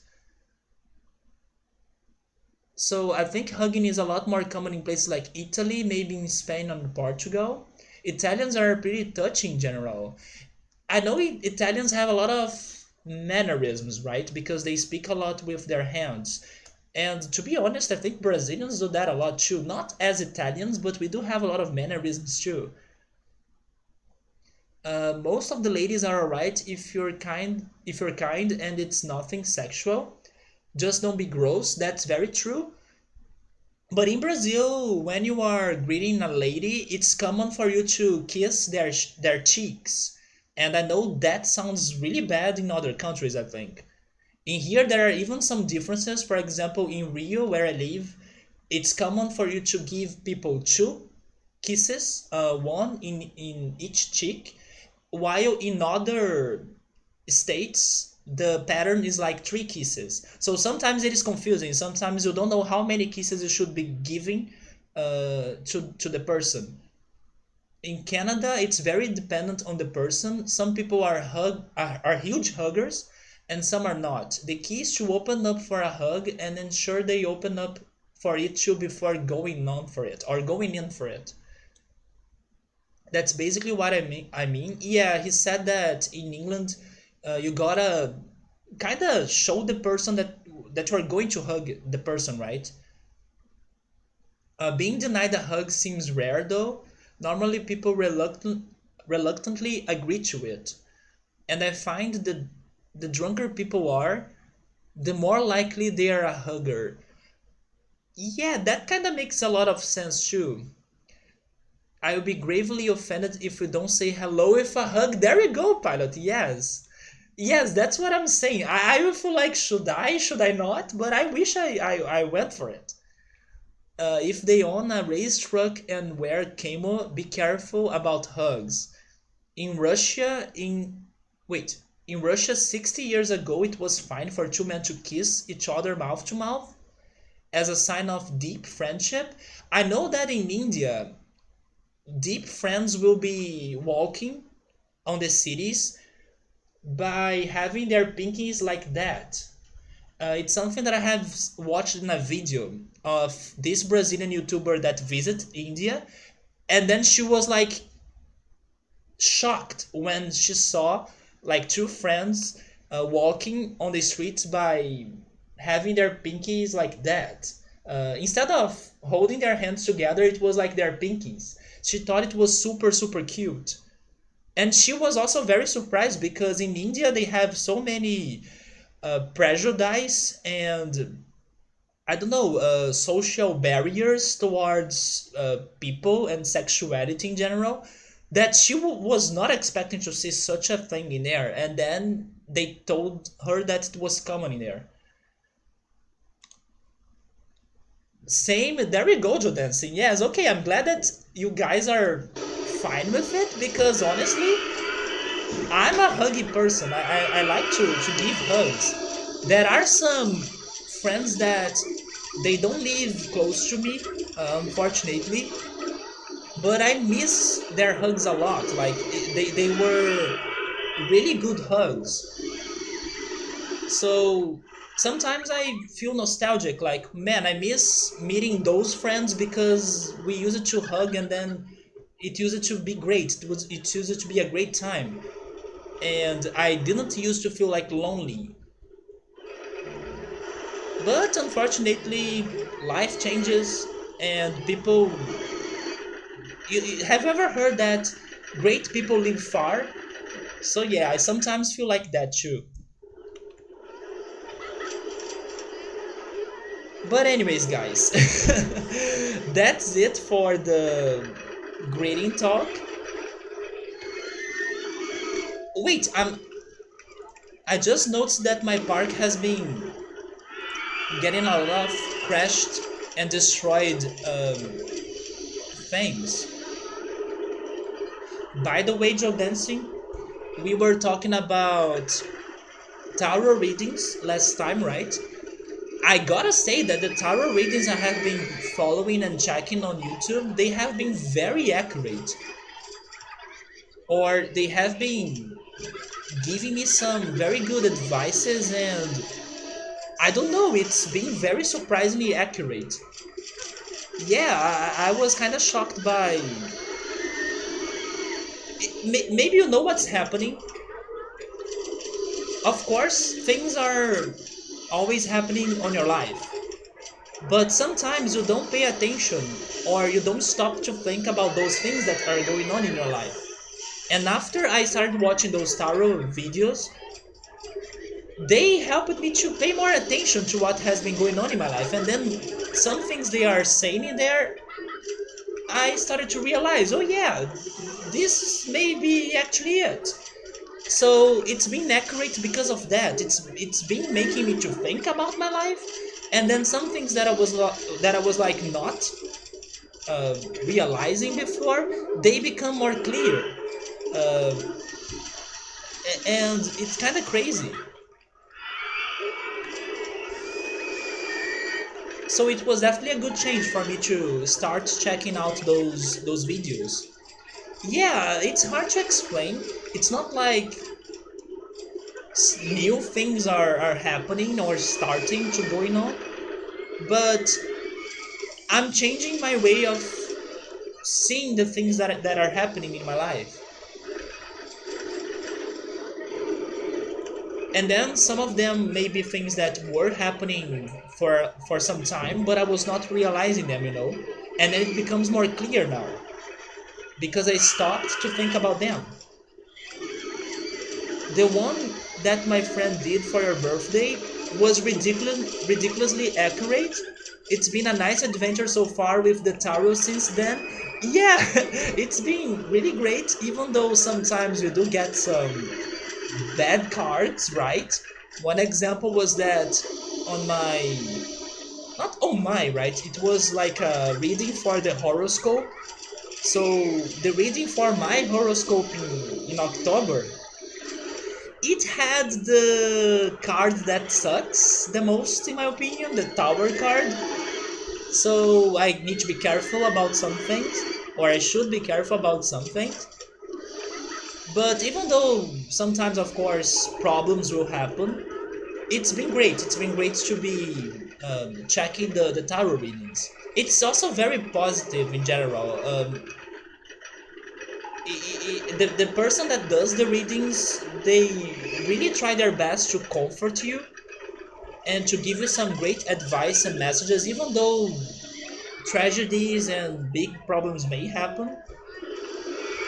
There is a positivity in the end of the package, and I really like that. Used to get that one a lot. The tower sucks, right? I also remember the day that I think it was the first time yes, it was the first time I had a tower reading going on, and I think that was when we started talking about it when I was playing Final Fantasy VII. It was around that time, I think. And in my first tower reading, I got the tower card, and even though it is a very tragic card, it made sense. It made a lot of sense for what I was asking the person. And it was pretty much about will I ever become friends again with this person? And then the tower card. So it means that no, I should basically move on because the tower didn't have like a solid base to it, and then everything could make the tower to ruin. And another way to look at it was that this old friendship that I had was pretty much based on illusions and it was not strong. So anything that happens would be able to shake the tower or to shake the friendship. And I started to think about it and I realized it. Yes, maybe that's why this friendship is not working to me because we didn't have a very good structure to it, even though I was kind of trying my hardest to have that structure, but it was not working. So yeah, in my first tower reading, I got the tower card, and it made a lot of sense, even though it is a little bit depressing. But depending on how you see it, it may be the best for you, because it really helped me to move on and to realize that, you know what, this makes sense, so let's use my energy into some other things, into other people, into other friendships, and into more positive things as well. But yeah, Joe Dancing, the tarot readings have been very good, and I'm glad that I decided to start doing it.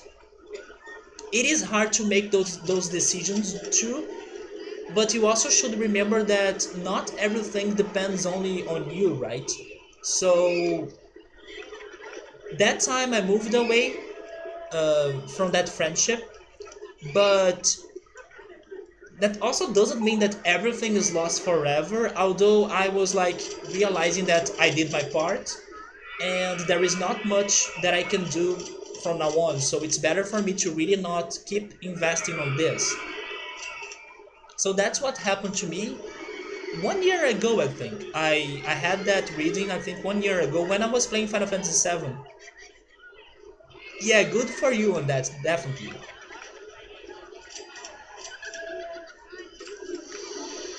And to be honest, today I think that it was the best thing to do.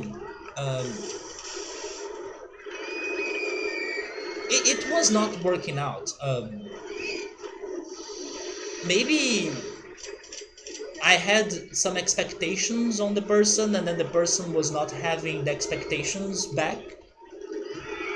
So it was better to like not push it hard, you know. You kind of want to pull some cards now. It's been a couple weeks, but what would be reading for?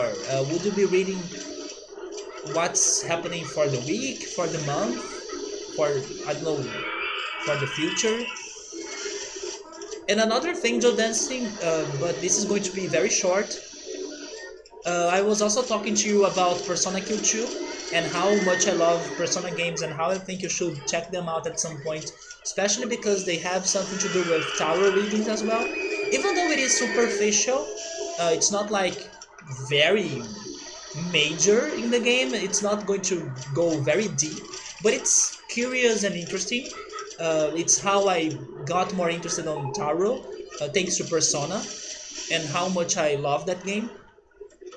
But yes, I realized this week that another thing that I think that makes me love Persona games is not only because it has something to do with tarot readings and also because it goes into some very deep um, psychological topics, but also because it has a lot to do with friendship and food. Yes, I was realizing how much this Persona Q2 game at least has to do with food. So I was thinking, man, this game is for me. We're I was like watching cutscenes and dialogues that the characters were all talking about food. So I was like, okay, this game is perfect. It has great music, great characters. It's about friendship, psychological things. The battle is like Pokemon that I like, and then it's also full of food talk. So sure, Joe Dancing is going to love this. You were under a lot of stress. Is it because of the movie festival you were organizing? This next week you have to do oh my god, some public presentation. Oh yeah, for the film series you made, you were nervous. You know what's crazy, Joe Dancing? That remind me that my English teacher on Wednesday, she could not be there for for the class, right? Because she was invited to be a translator of a movie festival that's happening in my city. It's called BRICS, the BRICS Movie Festival, and it's something I don't know if I will remember the details, but it's like a movie festival, or yeah, it is a movie festival organized by Brazil, Russia, India, China, and South Korea. That's why it's BRICS like that. It's like the initials of those countries. Wait, not South Korea, sorry, South Africa. Brazil, Russia, India, China, and South Africa. And yeah, that movie festival is starting to happen in here, and my teacher was invited to be there to translate the words of the city's mayor to the people of those countries. And she was just like what you're saying. She was freaking out. She was very worried about it. She was nervous, but one thing that I tried to tell her that could make she feel more calm and stuff was that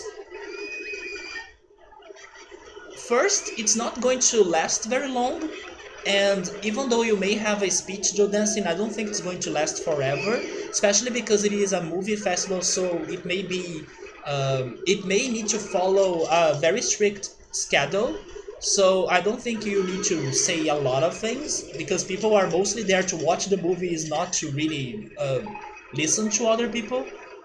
But yeah, I told her that it's like going to be short, and also if something goes bad regarding the translation she's doing, she's not going to meet up with those people anymore in her life. So don't worry about it. Just go there, do your best, and that's it. Like the next day, you will not be meeting the Russian representative or the Russian person or the Chinese person. No, it's just for that night, and you are there to help.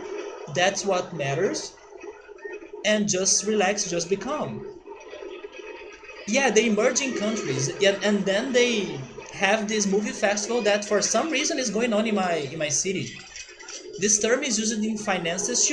I know, right? When my English teacher was saying that she was going to be part of it, I was like, haven't I heard this before? But for something else, yes, I have heard it in finances or in economics discussions. Correct, and then the movie festival is also named like it. So Joe Dancing, go there and do your best, but don't worry about things that much. It's going to be short. You're not going to feel it,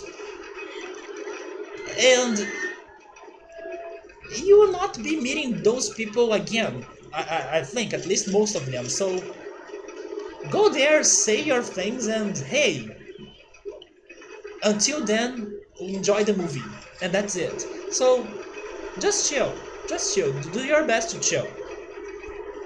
But then on Monday, I will ask how it was for my English teacher to be a translator in that event. I honestly don't think it was, or it would be very hard or very bad, because once again, you are there to help. So even if you can't help people like 100%, your presence in there is important, and you are doing what you can for them. So everything's going to be alright in the end, pretty much. But then Joe Dancing after next week, are you going to be um, less busy?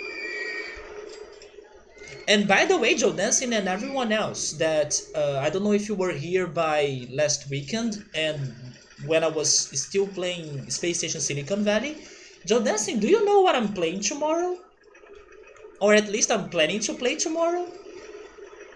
But although you may still be very busy with the movie festival, that's fine. But I just wanna tell you that I'm starting Final Fantasy IX probably tomorrow, if it's work or if it works. I still need to test it. But then hopefully next weekend, if in case you get less busy, you may be able to join us and to hang out with the streams, right? Yes, I was able to finish Silicon Valley, so I'm really planning to start Final Fantasy IX tomorrow. Yeah, there we go. But I also don't want to make you like to, I don't know, feel like you need to be here 24 hours 7. No, focus on the film festival, and then you know that I'm going to be playing that game for months. Actually, I do think I will not start a new game after it. I think Final Fantasy IX will be the last game of this year with RollerCoaster Tycoon. Those two games will be going on, and then that's going to be it. I can't see myself beating Final Fantasy IX before, I don't know, before the next year and then starting something else. No, I think it's going to probably even keep happening next year, depending on how things go. You'll definitely stop by tomorrow. I really hope that it's going to be working. Yes, I'm starting Final Fantasy IX tomorrow if the game works, but I'm hopeful it's going to work. I will be testing it probably tomorrow as well, um, after I wake up and stuff. I have installed it, but I'll need to be doing the testings. But that's the plan. And I will also try to patch the game because Kapuni sent me a website that you can improve the graphics of Final Fantasy IX. So I will try that out. but I'm also hoping it won't make my computer to run slower. It's a great game, I know, right? I I don't know if I'm ready for it, to be honest, but I hope that by we start it, or as we start it, I get surprised and I can see what the game has to offer to us. But yes, I said that because I feel like I rushed a little bit, and I still feel like um, I spent so much time in Tales of Symphonia that I still feel like it was like last week that I was playing a JRPG, so I don't know if I had a good time to rest from JRPGs, but that's fine. I also think that as I start Final Fantasy IX, I'm going to feel it, and we will have a great experience in there. I just thought that Tales of Symphonia, and fun fact, it was only by 2 hours that Tales of Symphonia was not the longest game on stream, because the first place is Final Fantasy VIII. Wait a second, so that means that Tales of Symphonia took longer than Xenogears. Because Xenogears was like 4 hours different than Final Fantasy VIII. Tales of Symphonia was 2 hours from being the longest game I have played on stream. It is a texture patch, yes, it's something like that. You used it? Do you think it will make my computer to run slower or anything, or is it very chill? If you use the right patch, it also includes a collection of other nice patches.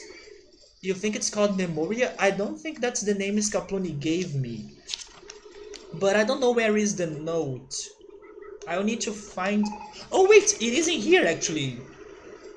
It's called Moguri. It's called the Moguri mod. Moguri mod. And if I remember it right, Scapluni told me that Moguri was a person behind the development of the game or something. And then he created this mod, and I should check that out. Moguri mod, yeah, that's the one that I will try to see. You have the option to choose between the original music and orchestral remixes. I also think Scaplini told me something about it, but I would prefer listening to the original music. Just keep calm and play Final Fantasy IX. That's the plan, Subaru. I heard the word Xenogears. Are we doing a rerun of Xenogears? Not yet. Not yet, Pilot. I was just saying that Tales of Symphonia probably was longer than Xenogears, and I was not realizing it. And the reason why I noticed that Tales of Symphonia was like almost the longest game I have streamed so far was because I have started working on the Earn Awards 2019. Although I'm still preparing things up, I'm still working on the basics, I'm still organizing the ideas and brainstorming and stuff. So I haven't worked on the videos and editing. That will probably take some time, but I have started working on it. As I was planning, by the point I was about to start Final Fantasy IX, I wanted to also start working on the Earn Awards 2019. So I do hope this time will be enough for me to, if not finish it, do a lot of job on it. Because this year I think it's going to, I don't know, be harder for me to prepare it. Because I do have way more clips this time than last year. Last year, some games that I was playing, they had way more clips than other ones. For example, Xenogears. We didn't have a lot of clips. Pilots, thank you so much for the bits, but what's up with the random numbers? Should I write that down and then, I don't know, go for Lotto and the lottery or something? 24, 5, 14, 15, 7, 5, 1, 18, and 19. I should write those numbers down and go for Lotto, I guess. But thank you so much, man. The numbers have meaning? Wait, do they? Are you for real? You're not for real, are you? No, you're just joking. If they do have a meaning, then this is a good puzzle because I have no idea how to think about the meanings. Wait, you are for real? What? Give me a hint then. What I'm saying is that Memoria is included in Moguri mod. So Memoria is the music patch or something? I have the option to include it or not. Oh, it's a bunch of tweaks to the game, although I think there are some very minor gameplay modifications. But I think it has better widescreen support. Is this the real Mist? Oh my god, not only Mist, right? Riven. We played Riven this year and Riven was so freaking hard. Those puzzles were so freaking hard. Actually, I also want to think about which games I'm playing next year. I do have some ideas. For example, Subaru will kill me if I don't play Digimon World next year, for example. But also Golden Sun. After Final Fantasy IX, I hope Golden Sun is going to be the next JRPG we are playing. Golden Sun, maybe Suikoden, maybe Wild Arms. And what was the other one as well? I feel like I'm forgetting a game. But you know what? I actually was planning to play some of those this year and then I took forever to beat the games. And by the way, I'm sorry about RollerCoaster Tycoon. I'm not focusing on it at all. But that's fine. By the time I go back to it, we have money to do whatever we want. So I think we are fine. But yes, the games this year, they took forever for me to finish them. So maybe I won't be able to play all of those names I just said next year. But Digimon World is happening. No, no, no. Final Fantasy X. I think Final Fantasy X is going to be for another time. I could try testing it on my computer. I could, but I'm not feeling confident it's going to be working very well or running very well. My plan is to go back. After Final Fantasy IX, I want to go back to Final Fantasy Origins, which is 1 and 2, and then move on from there. And then play 3, 4, 5, and then maybe Final Fantasy Tactics at some point. But I would save Final Fantasy X for a later moment until I feel better regarding my computer. Yes, I don't know if I could stream it right now. I'm a bit scared of it. But the plan is to go back. But yes, I was saying that Raven, I wanna play another Myst game next year. Probably the third one, which I think is called Euro or something like that. I will see how that goes. I also wanna play another Tales game, which would be Tales of Fantasia, which is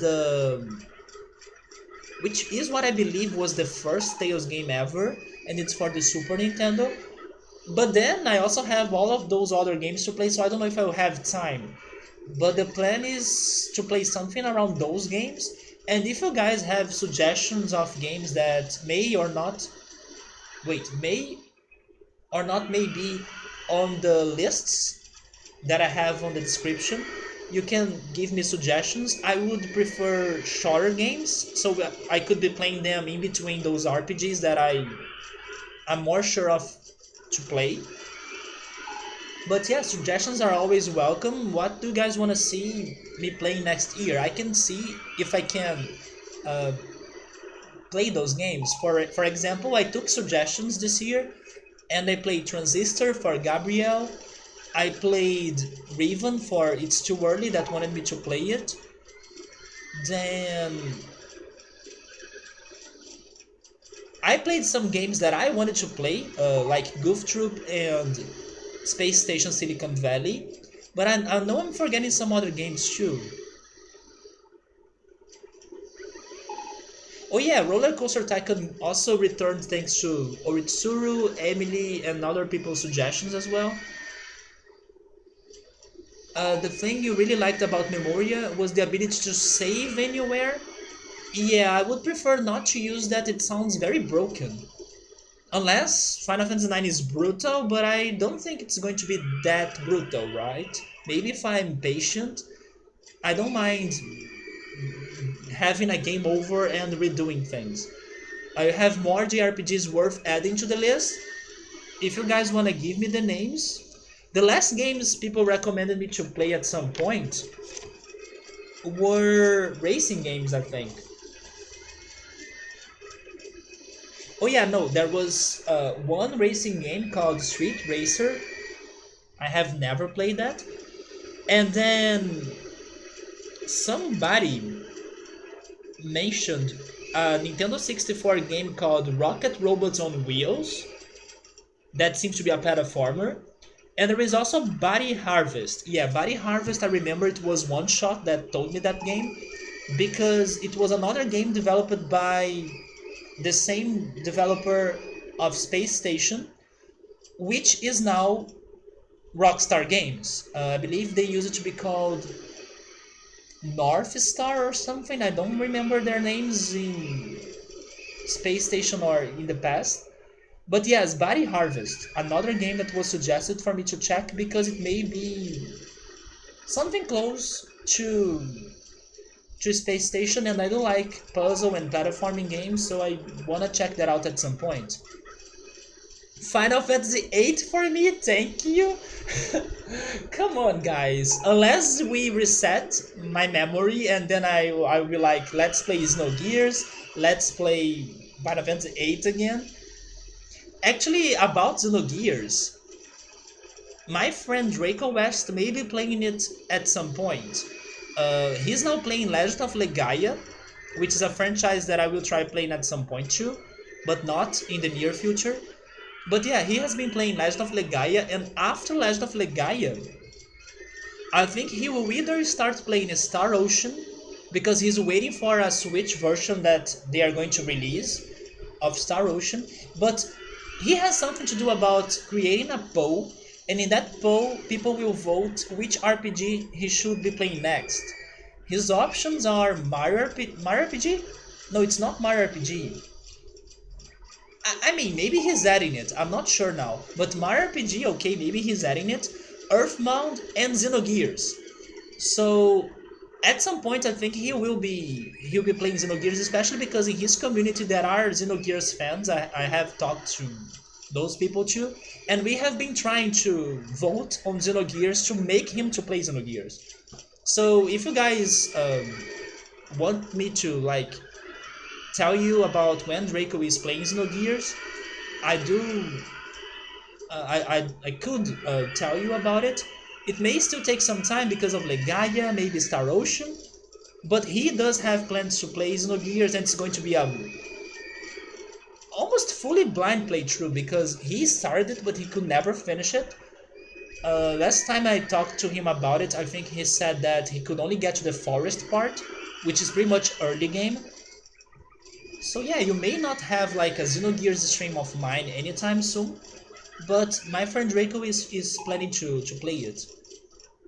Let me go back to the chat, and then I need to to change the windows of my computer.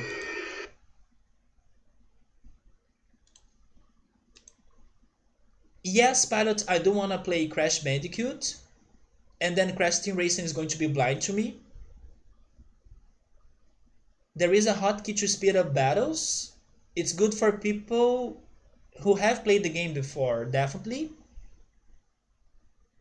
I think the ones I recommended were bigger stream games like Lufia 2. I actually don't know if I have added Lufia to my list. I will need to check that. Final Fantasy IX is pretty easy, but I found it had more depth to the story and setting than most of the series. Are you talking about Midway? I was saying you. Oh, okay. Jodensen was saying that I played it for her last year. Star Ocean First and Second Departure, Final Fantasy Tactics. Yeah, I do want to play Star Ocean at some point because it's since I have been talking about Draco. Draco's favorite game ever is Star Ocean 2, so I'm really curious about it. Parasite Eve is on my list as well. Not sure if I'm going to like it, but I will give it a shot.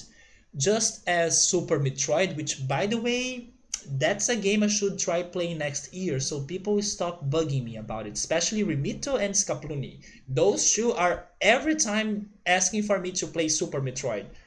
So maybe I should consider playing Super Metroid next year for sure. Even though, like I was saying, I don't know if I'm going to like the game, but I can give it a shot. Yeah, Super Metroid should happen next year. I will see how I make it work. But then Parasite Eve, I don't know when I'm doing it. You love Xenogears, but you would be tempted to vote for Earthbound? I love Earthbound too. Although something weird happens when I recommend Earthbound to people. Some friends they don't like Earthbound for some reason. And yes, I simply don't understand because I some people say the game is boring or they couldn't feel the game at all or something like that. But honestly, I think the game is so charming and it gets very crazy and interesting later on. So I don't understand what happens, but some people they don't like Earthbound, and I would expect more people to like it. Lufia 2 is really good. It's like a JRPG combined with Zelda, which also reminds me that I kind of wanted to go back to Zelda at some point, especially if Twilight Princess could work on my computer. But I could also try playing something else. Even though people say it's a bad game, I'm referring to Spirit Tracks. I'm curious about it. I kind of want to know why is it a bad game. I want to check it myself. Sabra says in the last years, when the games they get a port or a remaster, they get the option to fast forward the cutscenes and the battles, and they also get auto saving and some other things they didn't have in the original. I agree with you, man. Yeah. If I have played Diddy Kong Racing, yes, but I could never beat it because it's so damn hard. There are some boss races that are freaking hard, but I do have some plans on playing it. If I have Lunar, I think I added it, Pilot, because if I remember it right, you gifted me that game. And I do think I added to my list, yes. Check on the blind section, it's probably there. But I have no idea what's that game about. Lunar was not for you, Riker? You had a chick convincing you to buy it and it was super expensive for some reason? And you hated it? You're still kinda angry about that? Wait, have you finished the game? If you didn't like it, you didn't need to keep going with it.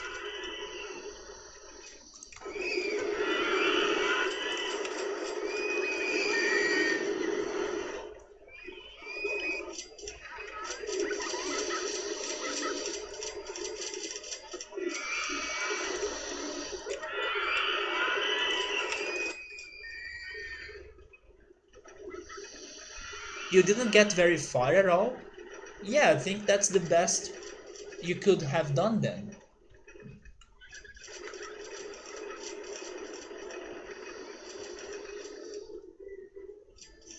It feels really old. The only version you consider worth playing now without nostalgia glasses is Harmony. It's a remake rather than a remaster.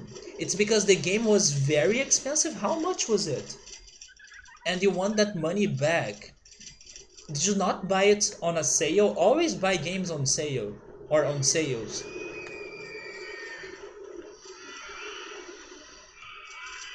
Unless, of course, your hype is crazy for the game. But being patient really pays back. It was a very long time ago.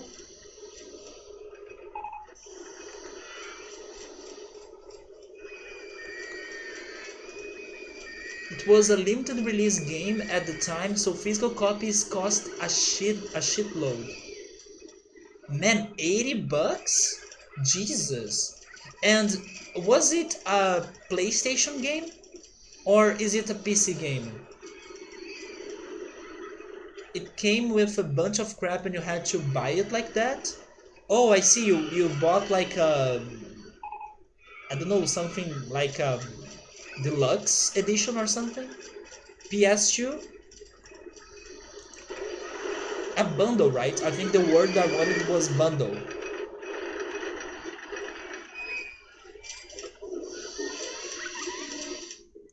But yeah, you guys were giving me some racing games and some RPG games.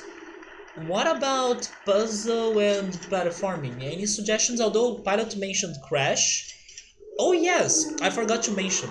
I also want to play at some point the Rayman games. So maybe I could consider playing the Rayman games as my next year's platformers. But then I'm not sure. But it's one that I'm really considering. It came out on Sega Saturn and PS1, but Lunar Silver Star Story came with a necklace. What? The PS1 version was a remaster of the Sega Saturn version. Puzzle, Resident Evil, Subaru. Let me play Parasite Eve first, and let me feel, I don't know, anchored about it, and then maybe later we talk about Resident Evil, although it may not happen. I liked to watch people playing it, but I can't see myself playing it.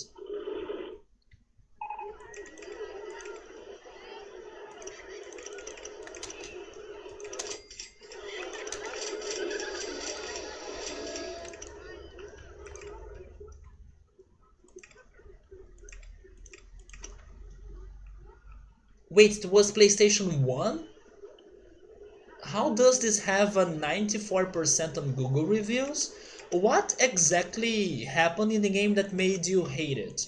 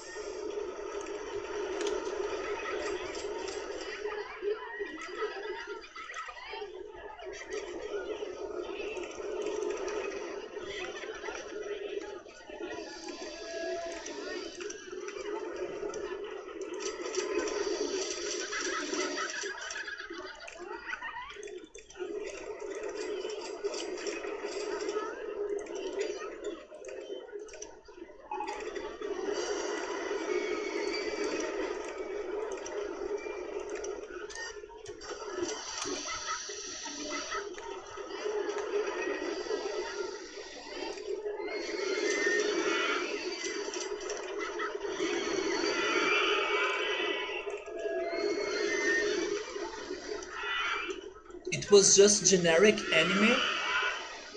It gets better, I promise. Though, like I said, only bother with the PSP remake, Harmony. It's like $100 on eBay, so basically the same as what it costs when it was released.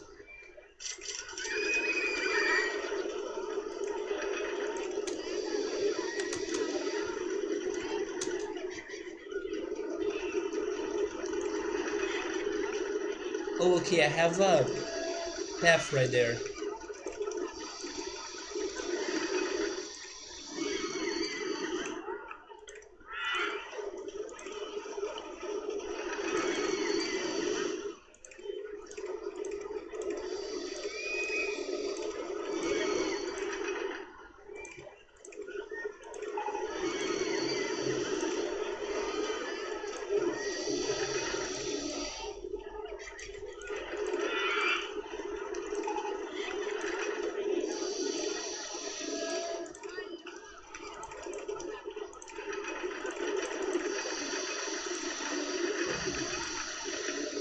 By the way, Pilot, what were the the meanings of those numbers? I still don't get it.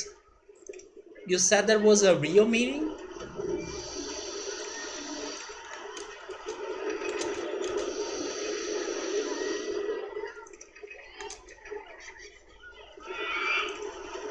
Were they like dates?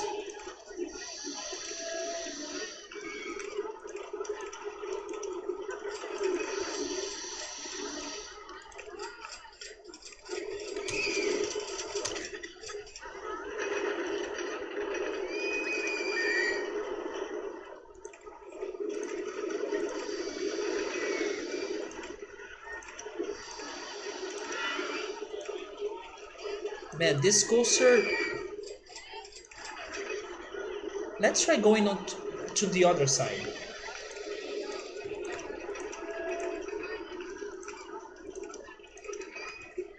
24-5.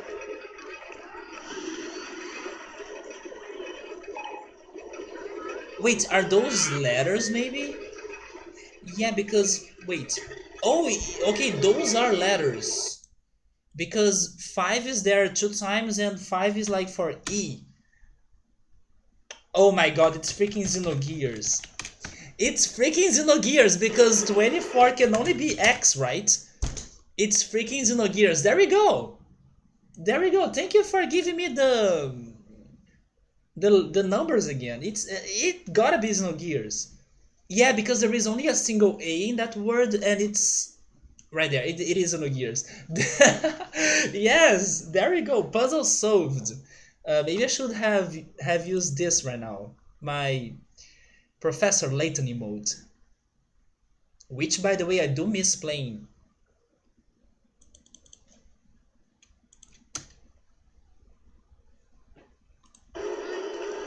That was a nice puzzle. But I could only notice it because of the 2 5s in there. 5 was repeated. And then why would it be there for 2 times, you know?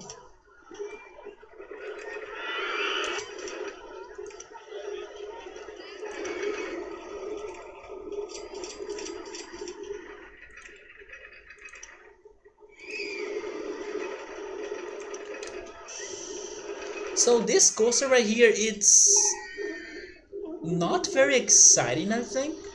Because it's not fast. It's just going around the place.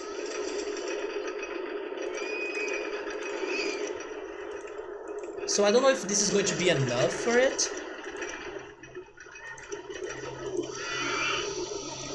But I'll keep going just to see what's happening.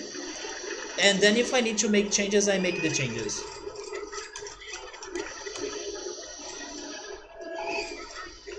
It's like it was a puzzle like Charade from Batman. Speaking about Batman, are you guys excited to watch the Joker movie? I'm not watching it, but I have seen on my YouTube feed and also I believe on Twitter people saying good things about it. And then people were very disappointed on It Part 2. You're not watching it? Me neither. Yeah, it's not that I don't like Batman, but I don't know, to be honest, rarely there will be a movie that's going to make me to go to the movies again. Because I have been so lazy to go to the movies. I haven't gone to the movies in a long time. And I have been preferring much more watching movies on my own house and on my own place. For example, today I saw that Fantastic Beasts have released or were released on Netflix. So I will try to watch that, if not this weekend then on Monday or so. But going to the movies, I don't know which movie would make me go to the movies again. You won't be watching Joker, you have zero interest in that Edge Fest. Wait, what? The US military are warning people to not see it? So they don't do whatever Joker is doing in the movie? Even if it is a good movie, the Joker character has become way too associated with edginess and incels.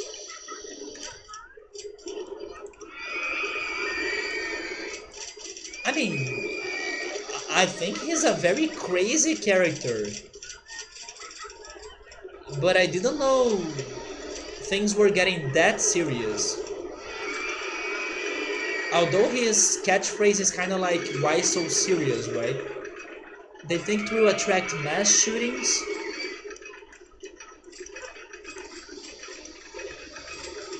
In Brazil, usually we don't have mass shootings like in other countries, but I could say that the numbers have been increasing a little bit, but not for mass shootings. Usually they are like weapon attacks. It's not necessarily a gun that's fired, but it's like a knife attack or even an axe.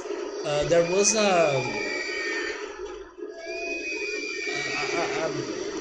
horrible story that happened, I believe, in the South region, if I remember it right, that a teenager attacked people in a school by using an axe.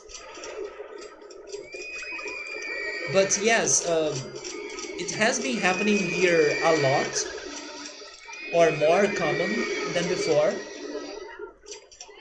But it's more like weapons, it's not necessarily guns. You gotta head out, that's okay, man. To do some reading before bed, okay, enjoy it. I hope it's a good reading. And I hope to see you at some point, hopefully either tomorrow on Sunday. If Final Fantasy 9 works on the stream, right? It will work, let's be hopeful. So thank you so much, man. Have a great night. Take care. And I talk to them.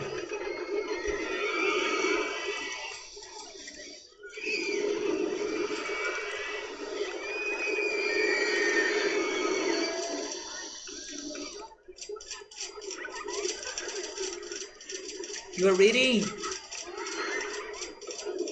NASA? Yes, you were not listening to the talk. I'm planning to start it tomorrow. Yes, I'm just hoping the game is going to work because I still need to test it. It's funny that I always end up testing the game on the day.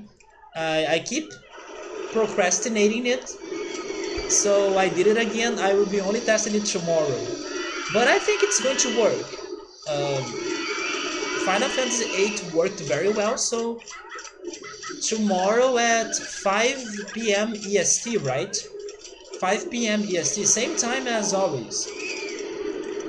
Unless something happens, of course, like, I don't know, a power outage. But the plan is to start it tomorrow. I was able to finish Silicon Valley last weekend.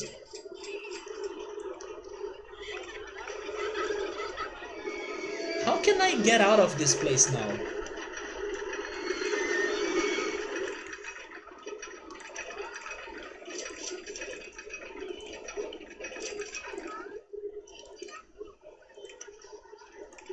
And yeah, we were talking about which games I should play next year, because Final Fantasy IX may be the last game of this year. I can't see myself playing a new game after it. First, because I don't think I will beat Final Fantasy IX that fast. And second, because I will probably be too busy also working on the Earn Awards, and I will still be playing RollerCoaster Tycoon. So in case we finish Final Fantasy IX fast, I will probably be playing only RollerCoaster Tycoon until the year is over. And then I will also be working on the Earn Awards to try my best to make it possible for December. I will try to be here for 5 p.m. tomorrow. I would love to see you around, man. So I talk to them. And also I once again hope the game is going to work, but it will. I will do my best to make it work. So yeah, man, have a great night, take care, and I talk to them.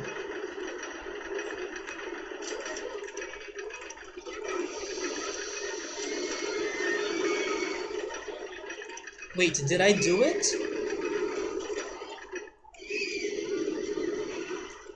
Nope.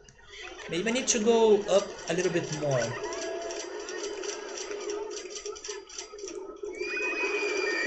No? Okay, so try...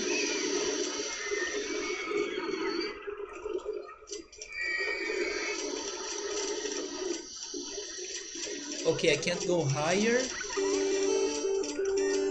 Pilot, thank you so much, man. Thank you so much for gifting a sub to Riker. I think I have mentioned this before, but I have a distinct memory of being amazed at how good Final Fantasy IX looked for a PlayStation game when you played it as a kid, you are not the only one that compliments Final Fantasy IX's graphics. Gio has also told me that Final Fantasy IX is pretty much one of his favorite um, graphic looking games. I don't know how to say it. Graphical looking games, maybe. He really loves how, and then I'm not sure if I remember the words he said, but cute cartoonish. I'm not sure though. I will need to check that myself. But I have the impression it's going to look a little bit cartoonish and beautiful at the same time, but not really realistic. Is it realistic? Does it look like realistic? I wish I could remember what Gio told me though, but Gio loves the graphics of it too. It looks more like a PS2 game before the PS2, so is it realistic? Because I had the impression he liked it because it was a little bit cartoonish.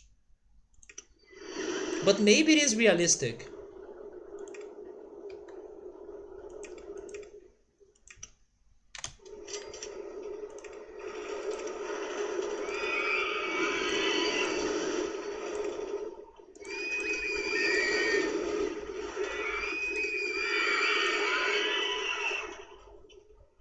Maybe they were going for realistic, but by today's standards it's more cartoonish.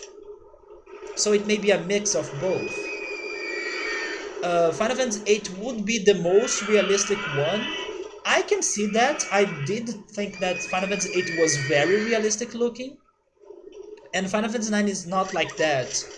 It is less serious than 7 and 8 and Xenogears and all of those games of the time. Really? I was not expecting that though. Especially because everyone says like, oh, Final Fantasy IX has Easter eggs of every Final Fantasy game and it has a very important and great plot and stuff. So I was like, okay, this gotta be a very serious and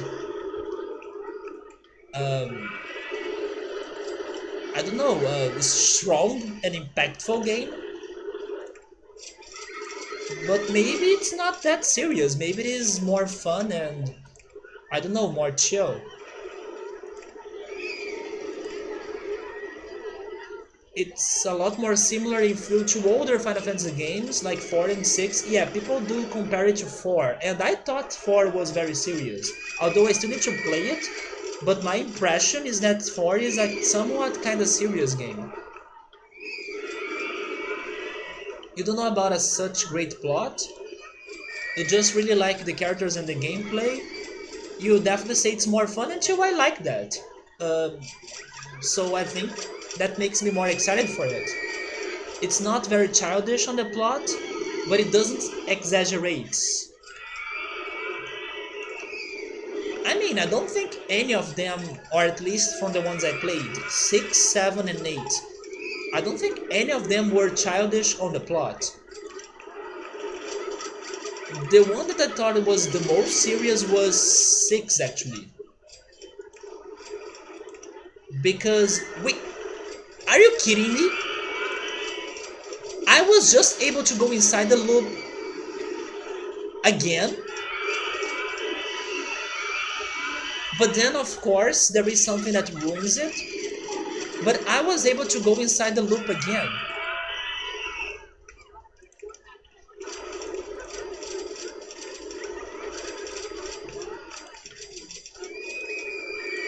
If only I could change this coaster now.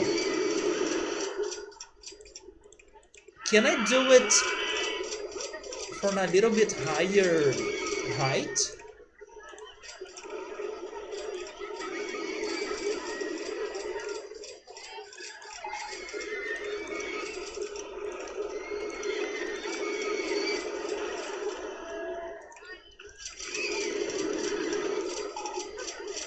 Do you guys think I'm going to enjoy Final Fantasy IX more than the other ones? So far 7 was my favorite.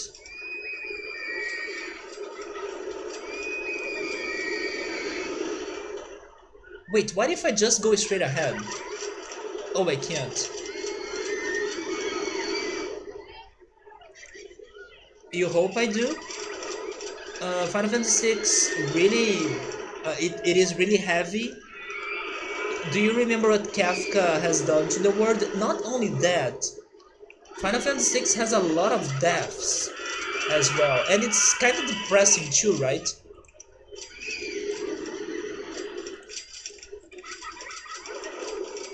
Also because I played it after playing Chrono Trigger, and Chrono Trigger had a lot of funny moments and a more uplifting vibe to it.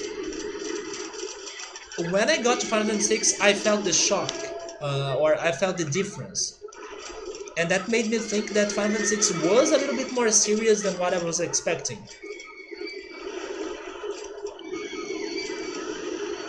And then in 7 and 8, I think things got a little bit better regarding being super serious, but they were also very messed up.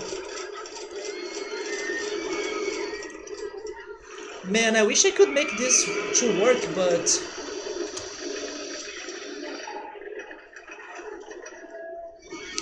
can I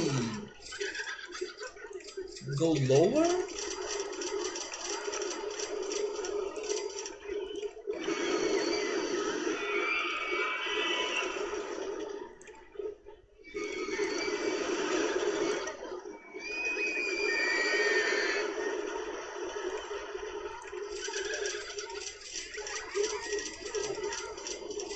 Okay, maybe I should give up about this idea.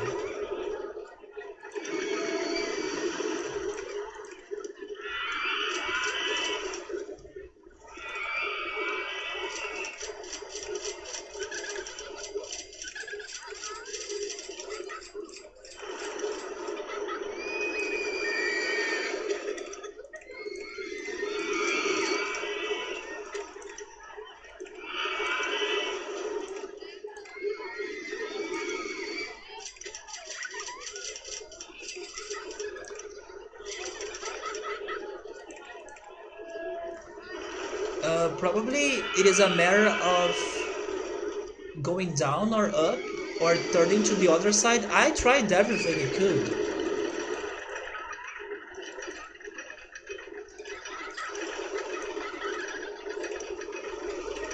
I can't go anywhere.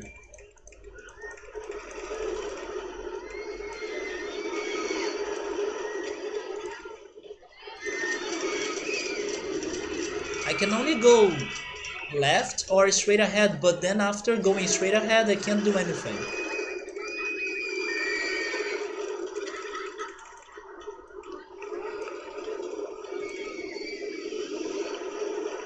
I'll need to change the white coaster to complete that, but I don't think I want to do it.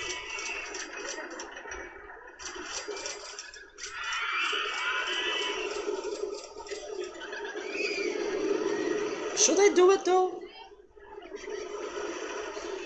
Let's do it.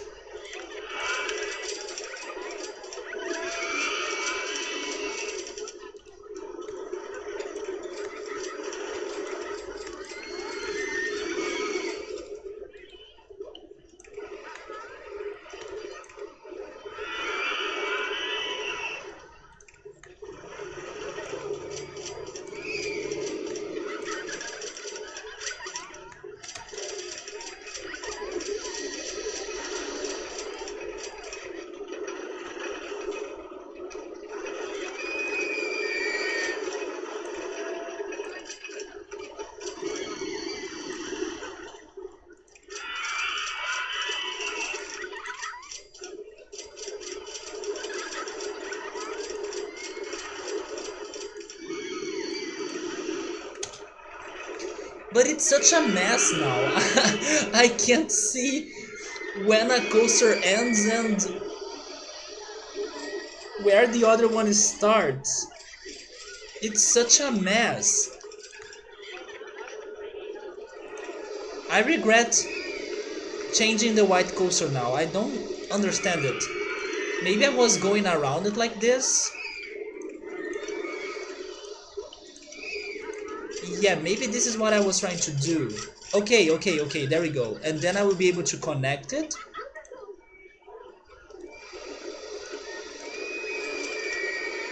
Oh wait, but I'll need to change this shoe, right? No, no, no, no, no, wait, don't. Okay, now I was changing another part that I didn't want to change.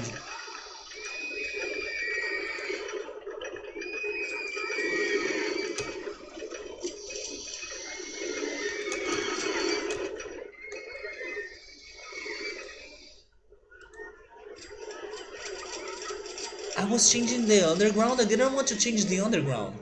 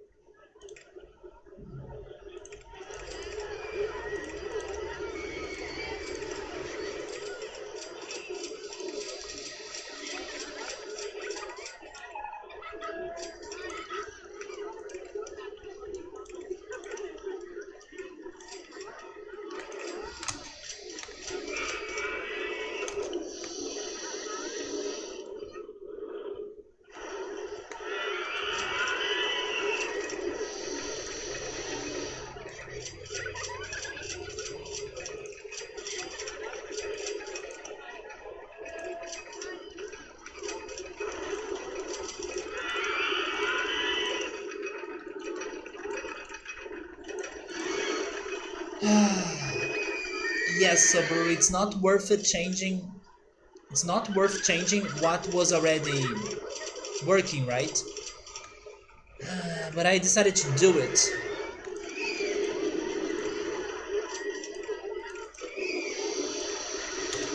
Man, I regret it.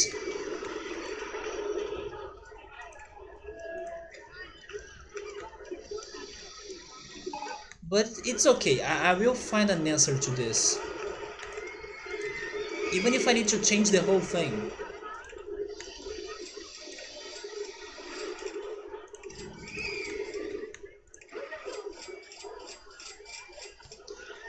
But I wish I could understand what I was changing underground. Because I did something underground that I was not aware of. Oh yes, good call. I should have saved before trying to change this, right?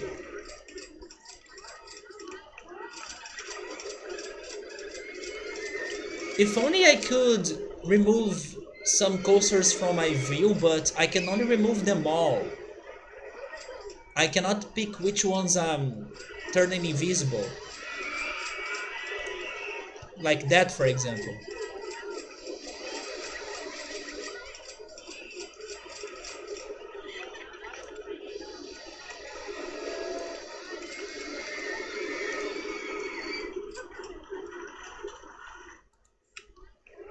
Well, but getting rid of the supports helps a little bit.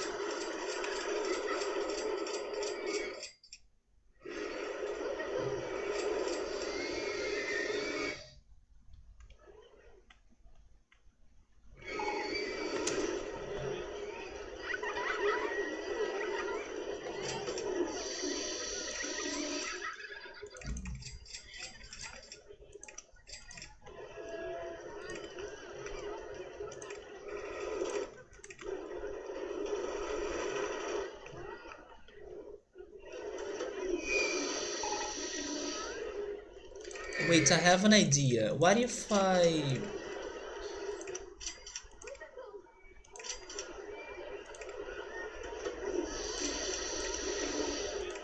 Okay.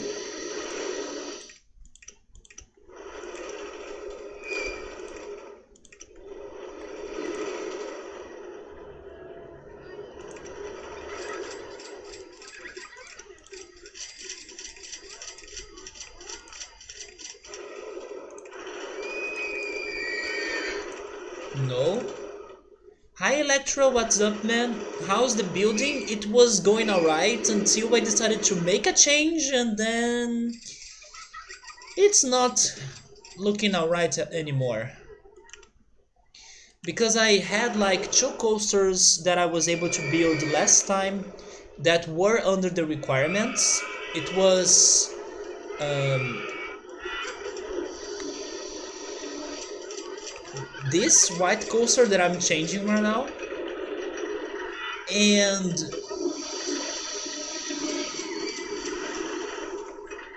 wait, I only had one? No, no, no, those are two, right? There are two white coasters in here. I'm changing the one that has the brown tracks. Yeah, that white coaster right there, it fits the objective, the requirements. And then this other white coaster also was under it. But then today I made the yellow coaster right there that also matches it. And then I was building this orange coaster today. But there was a moment in here that I wanted to go through the loop. I wanted to go into the shuttle loop again. But it was being blocked by this white coaster. So now I decided to change it, but it was a bad idea because I'm getting confused on how to finish this coaster again. So instead to find a solution, or instead of finding a solution, I created a new problem to me because now I can't complete this coaster anymore, plus the orange coaster is still there for me to finish it. But overall, it's been good. It's just that I also got very distracted today, so as you can see, many years have passed, plus I got a bunch of money that I'm not using because I was chatting. But now I'm back to the game and I'm trying to complete those two coasters. Yes, I can change the color, Subaru. I will do it. I just realized that I had two white coasters in here. I was not realizing it. Let's make it green. Why not? So now we have a green, orange, and this original white coaster. Yeah, it is a lot of coasters in a small area, but it was working on. Or maybe I should say working out, right? It was working out. The problem is that when I was changing this coaster, I also messed up with something underground that I'll need to check later. Because this coaster goes underground. But first I'm trying to make this turn again.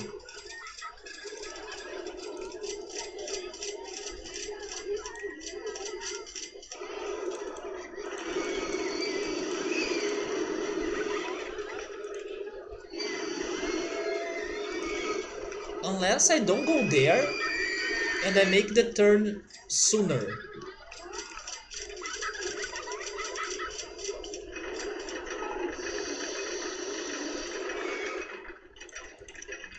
I will try not going there.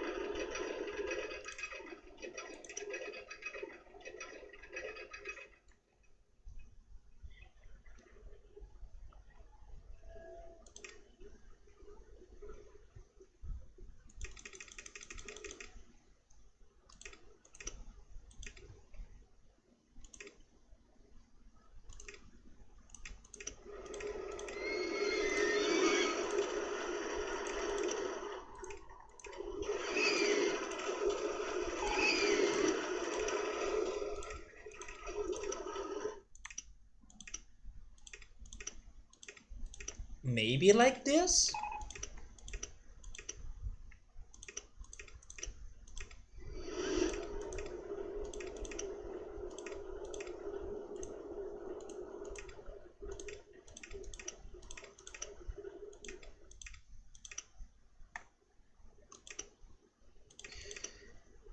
Oh wait, maybe?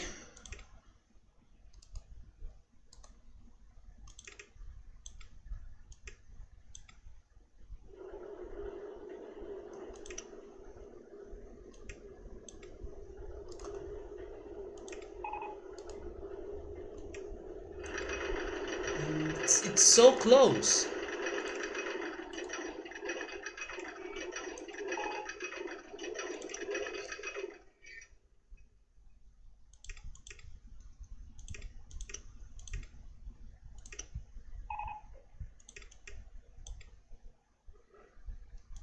Okay, so I should try changing the underground part, right?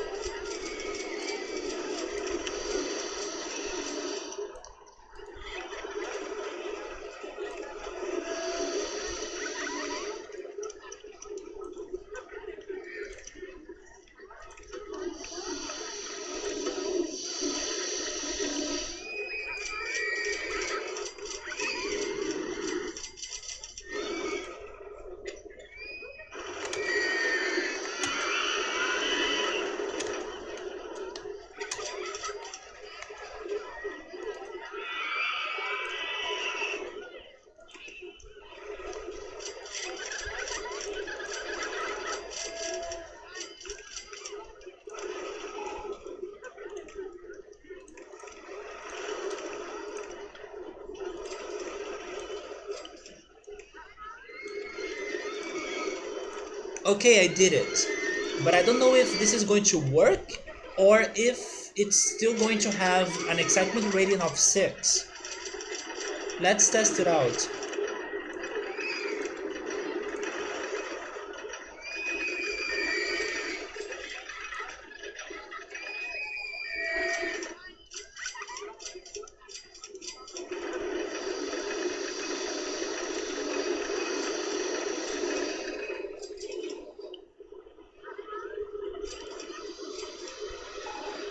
So if this works, we'll have more space to complete the orange coaster.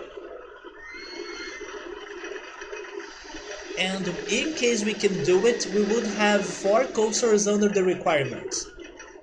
Or 4 custom coasters. It seems to be working.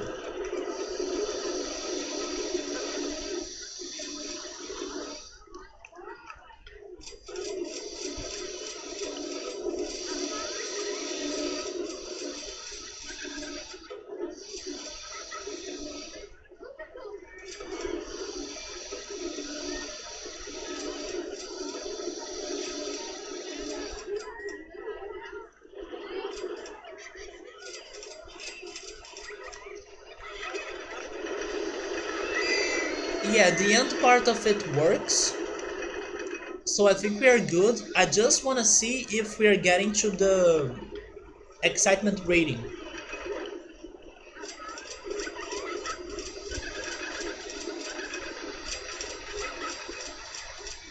But Electro, the best way for us to get to the excitement ratings, it is by combining those coasters like crazy. So that's pretty much why, even though it is a small area, I have been interconnecting them.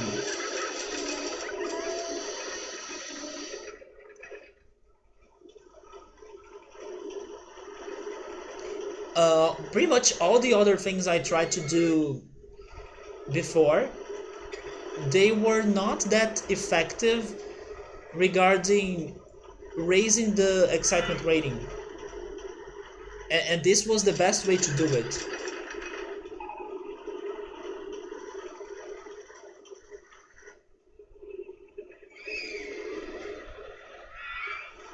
Okay, so let's see.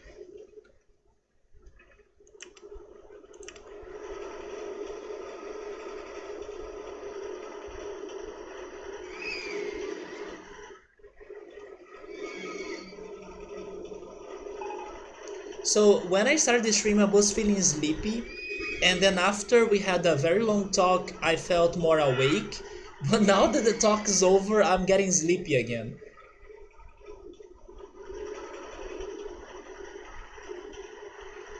It's still going to be 6, right?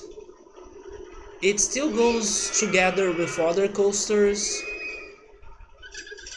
goes underground as well.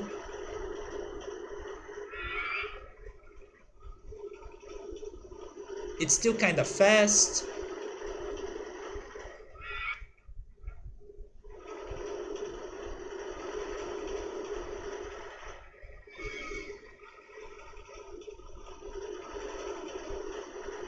Why is it taking forever? Do I need to keep testing this? Why is it taking forever?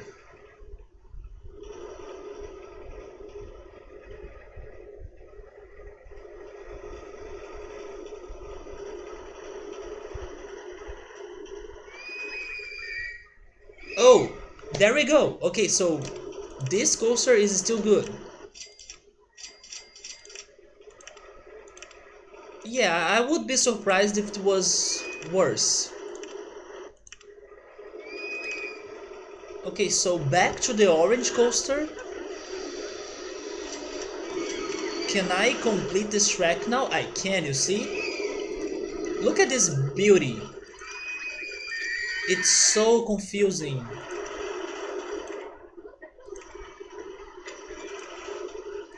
Maybe I won't be able to go into the second loop, but I wanna try it.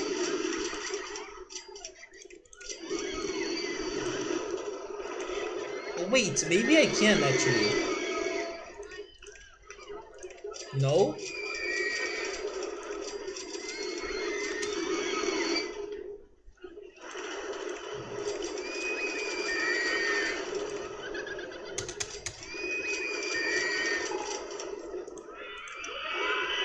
Okay, we are at least close to the second loop, but going inside of it was hard to do.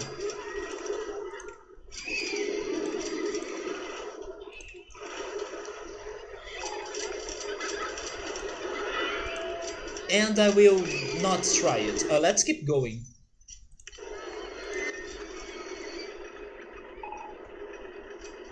Oh man, this coaster is so long. I forgot about this. This coaster is going to take forever. Let's return to the station. Also, do you have an on-ride for a section? Now you have.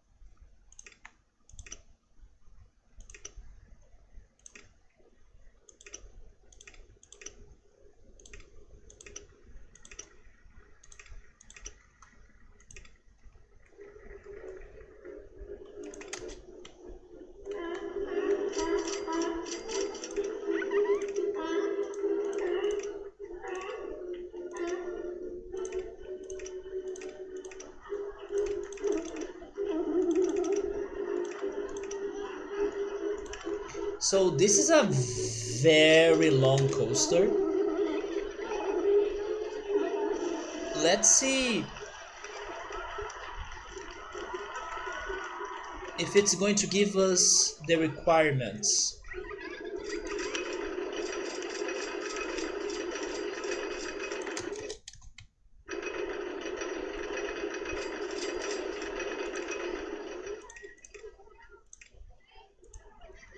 Even though this is looking very confusing and a mess, I hope Electro is somewhat proud of me because we are managing to build the coasters by ourselves, and even though it is a mess, there is some charm to it as well, especially regarding the way the coasters are going into the loop. At least I managed to make two coasters to go into it, but like that looks beautiful right there. But there are some other crazy connections around you. For example, those two coasters here are so connected to.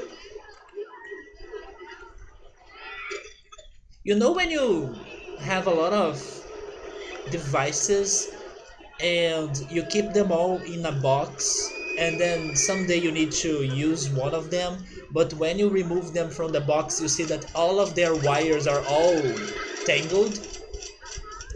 That's how I feel about my coasters in this park. It's the tangle part. The next coasters can connect to this orange coaster. I will try doing it because we can't keep making connections, especially on that corner right there. That corner is super tangled right now. By the way, I need to hire more handyman because I see a lot of vomit going on in the park. And actually it's not necessary for me to go up, right? I can connect it right there, I guess. Okay, test this out. I really hope it's not going to be a very slow coaster because it's super long.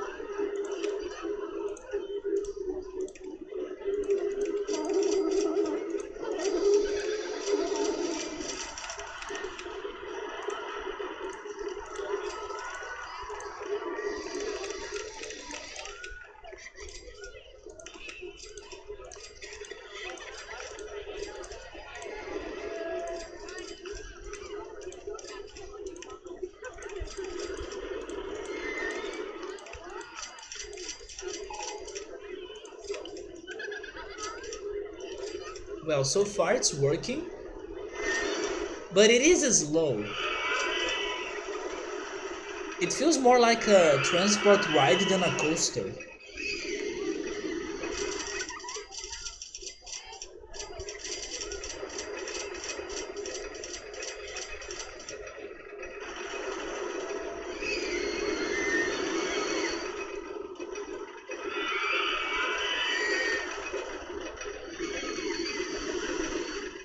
I don't know if it's going to get to 6 of excitement rating because of that speed. If it does get to it, then this game makes no sense. It's a very slow coaster, but just because it is close to other coasters, then it's very exciting.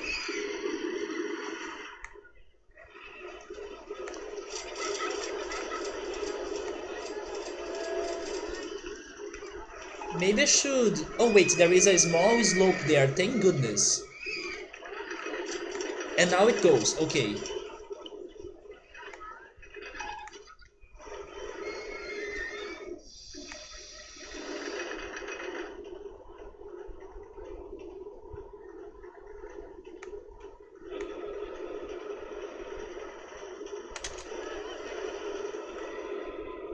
It is very exciting. Let's see.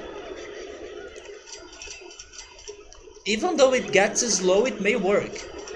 Oh, it's not working. Okay, so how can we change this? We need to give it more speed.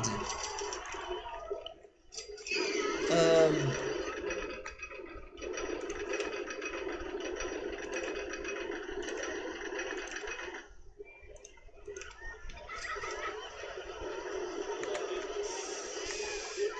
it's when it gets here, right?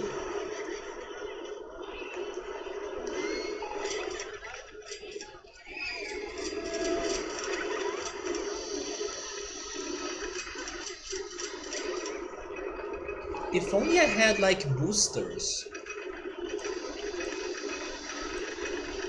But I only have brakes. Okay, it goes down there.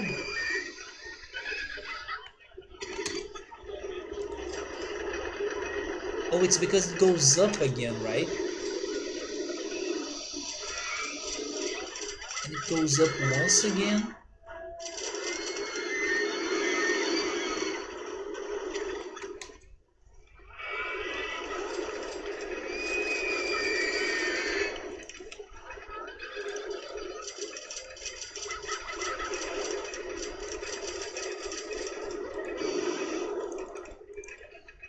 You know that I'm afraid of hills, but some rides have a penalty if I don't have a big enough drops. Yeah, I'm trying to add more drops in here because this coaster was very slow.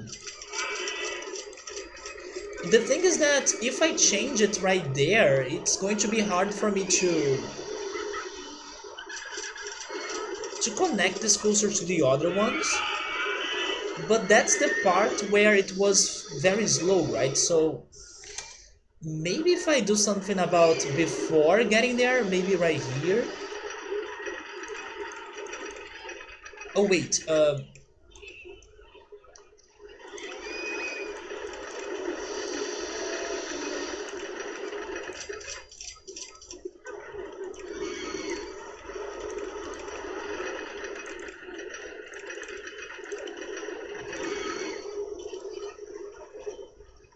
you know what? What if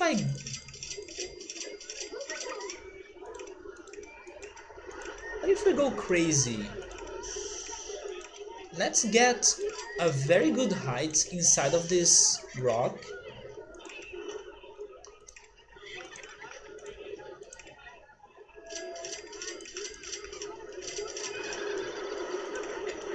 And then we get the speed from it.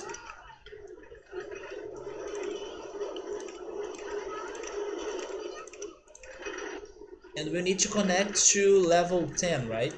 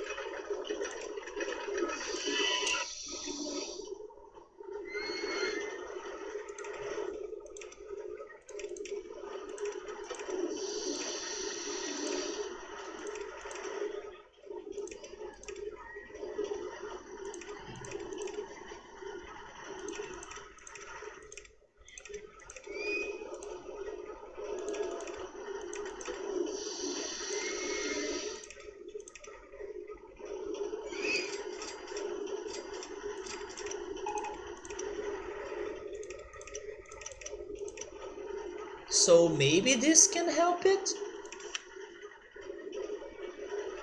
And I decided to do it like this. Not only because it's going to be a little bit different than the other coasters, but also because I'm hoping that it won't be a very intense drop. Since it's not going only down, it's also having some oscillation in there. But it's going to make it faster. So that's what I want. And then where was the rest of it? Oh, right here, right?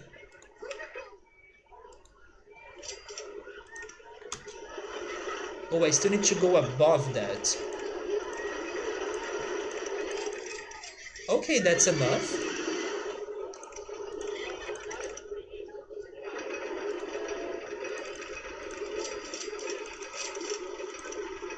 Test this now.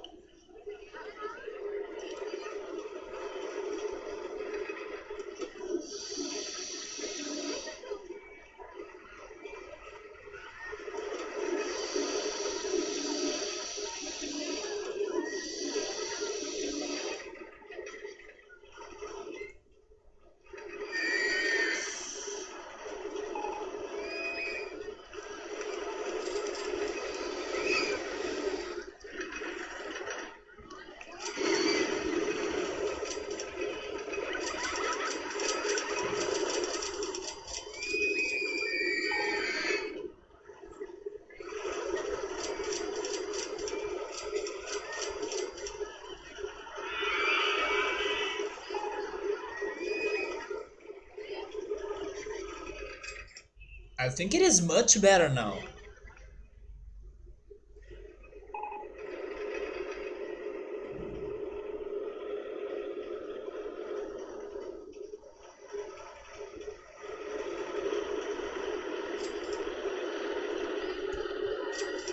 Maybe we did it.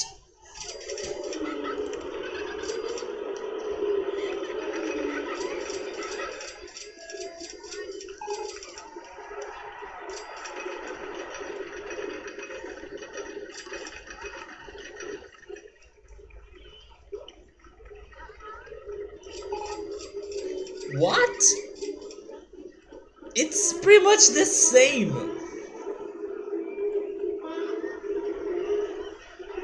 Is it because it is super long?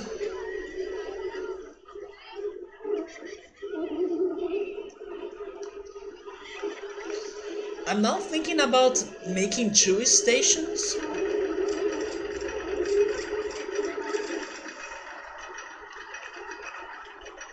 But then I don't know if it's going to work.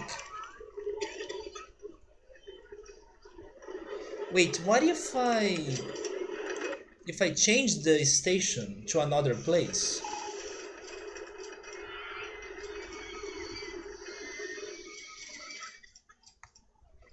Yeah, what if I get rid of this whole part right here?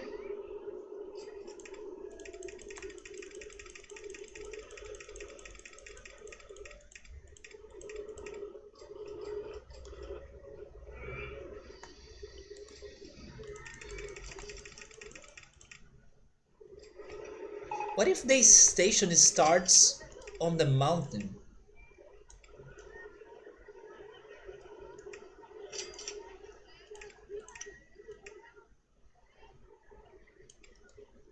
Somewhere.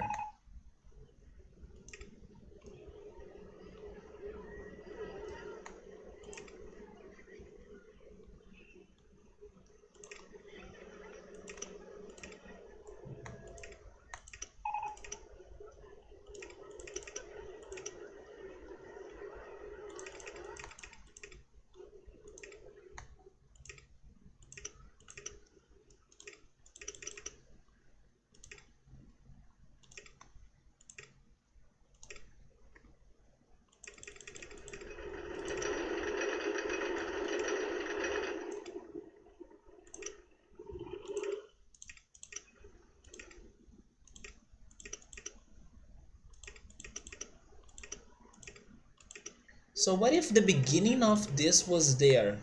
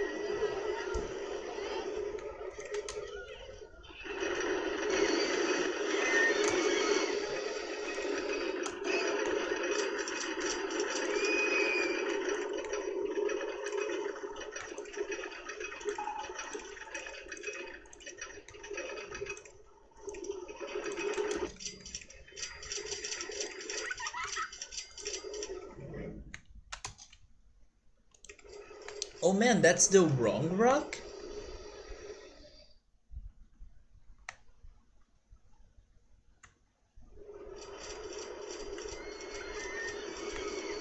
Where is... Oh wait, it's right there. Oh, okay, so...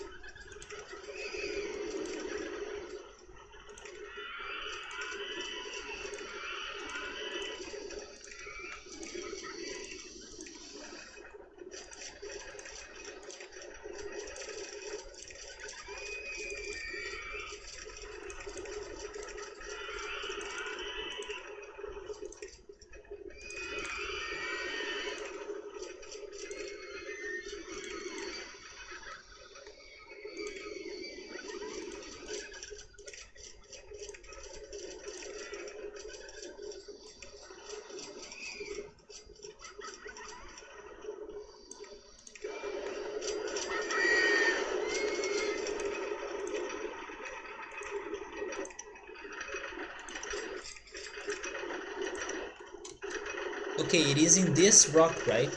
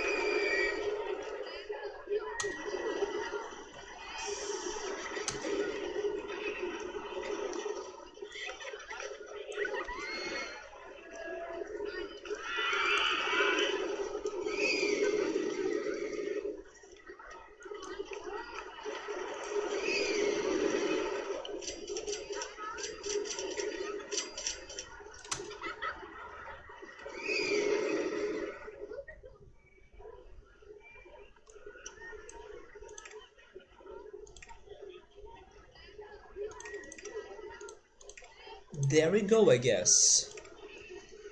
Sabri's asking me maybe if I increase the launch speed.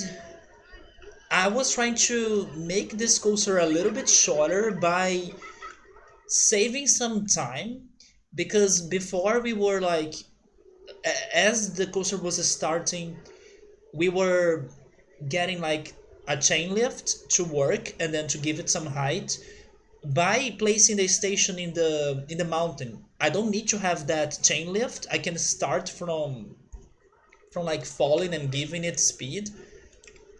So that was my plan. Wait, my plan. Let's see if this is going to work.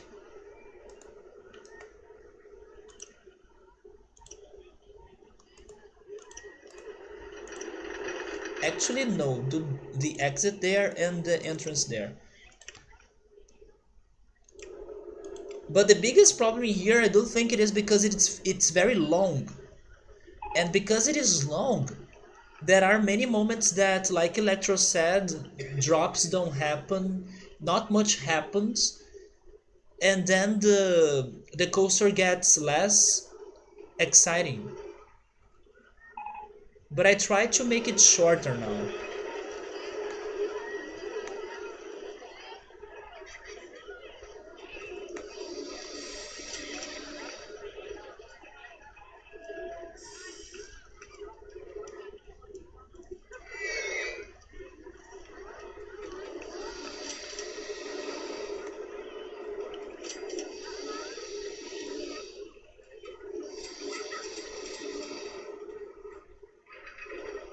But Subaru, I can't change the launch speed.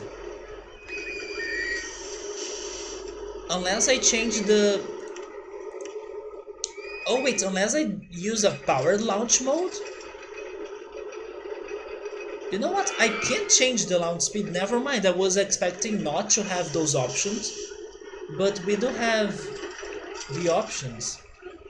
But in the continuous circuit mode like that one, we can't change the speed. I can test that out.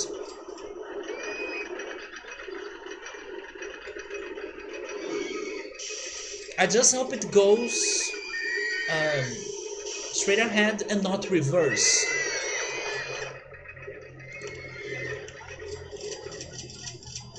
It will go straight ahead because otherwise it would be like reversed powered launch or something.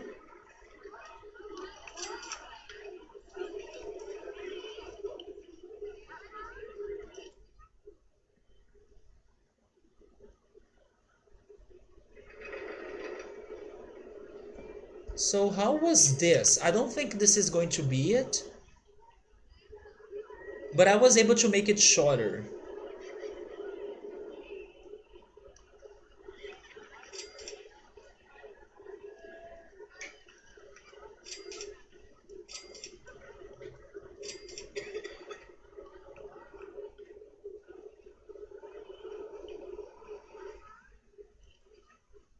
No, it's still really bad. Okay, so let's try changing the mode of it.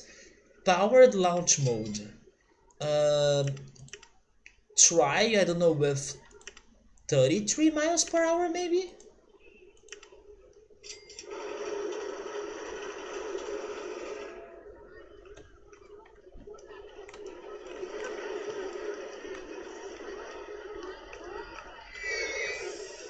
Once it gets there, I think it's back to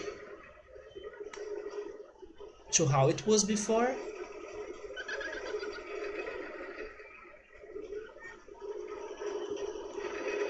I really hope that I don't need to restart the whole thing. I really hope that this coaster works. Because I like how it looks. And how it's connecting to the other ones.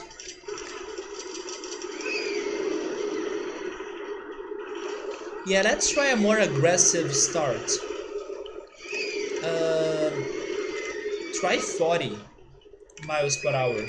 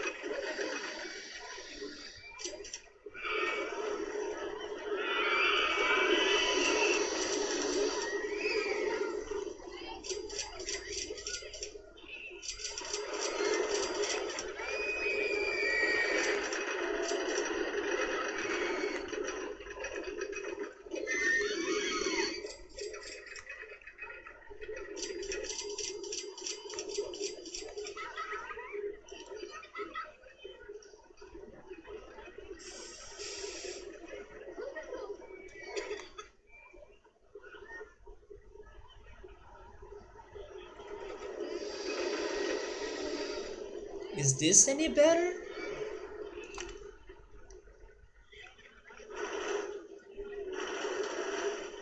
It's worse. But I was able to increase the intensity rating and the nausea rating. Why is the excitement rating getting worse though?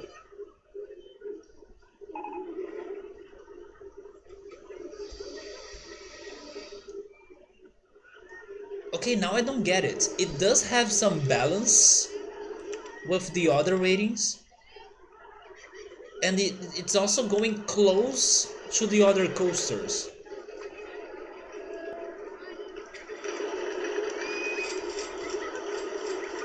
I don't get this.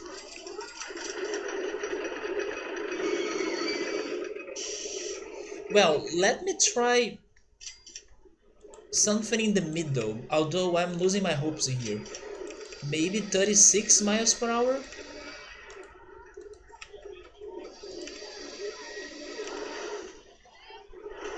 I thought it was faster. No, the speed increased, but the intensity decreased. Yeah, the intensity rating was worse. But we were able to increase the nausea rating and the intensity rating. We couldn't increase the excitement rating.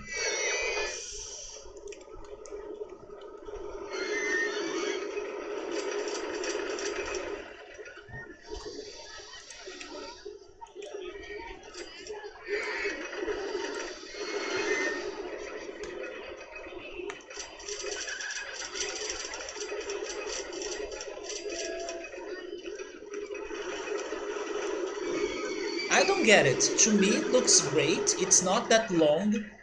It does connect with the other coasters. It does have a fair speed. Why is this not exciting?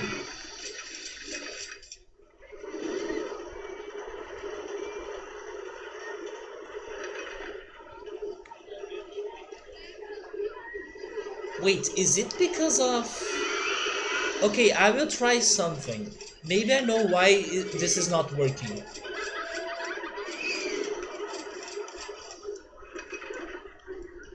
Are they punishing me because of...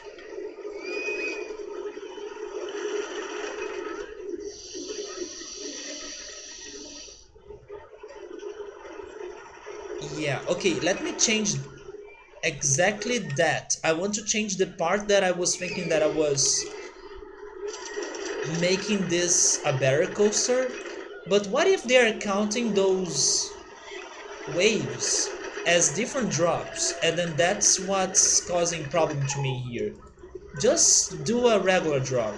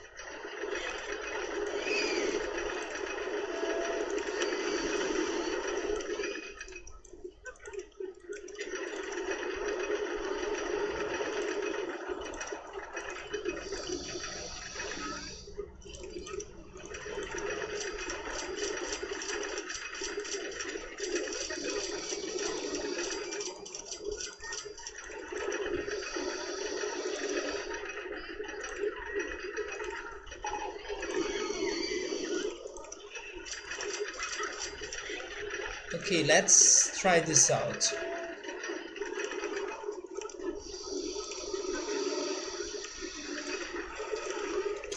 And by the way, I am getting very sleepy. So I think that after this coaster and after doing some other changes, I will try to add more rides to the park, but I think I will not start another coaster tonight.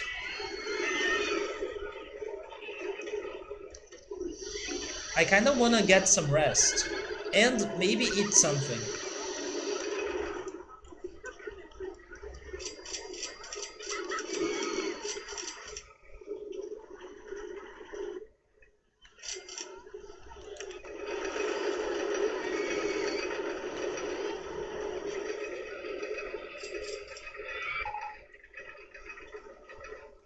This is definitely going to be the park that took us the longest time to finish so far, especially because we are already near 9 and we are only 4 out of 10 coasters kind of um, completing here. So is this going to make it better? No, it's still the same. So I have no idea what's going wrong in here. I guess, yes, we are following the extra rule of only building custom coasters. Otherwise, I would have had more exciting coasters for sure. You know what? I think I will leave this coaster in here because I do like it. I don't want to erase it. But I don't know what to do next. To me, it looks very exciting. I don't get it. I really don't get it. Just out of curiosity, although I don't think this is going to work at all, what happens if I change this to reverse launch mode?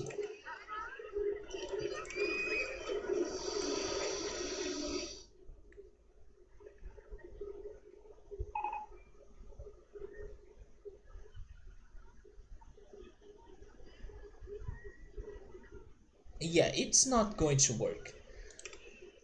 Go back to continues.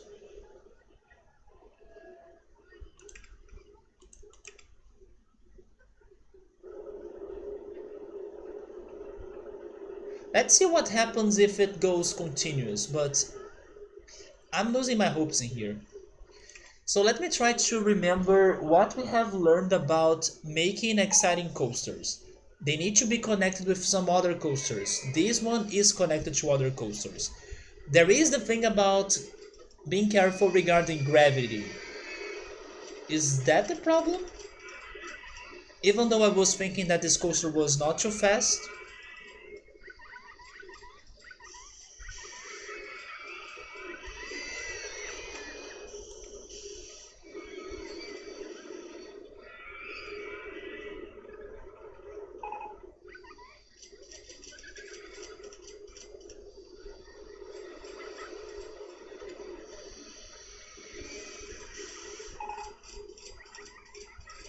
Only now, only in year 9, they are giving me the merry-go-round.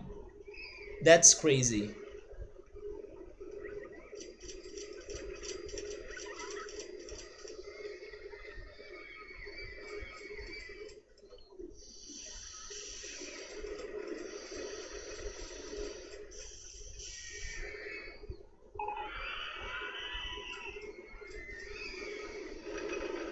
Maybe it is because of it's going very slow or slowly when it's close to the other coasters. But isn't this white coaster also very slow at some points? Wait, what? Wait, what? When did this happen?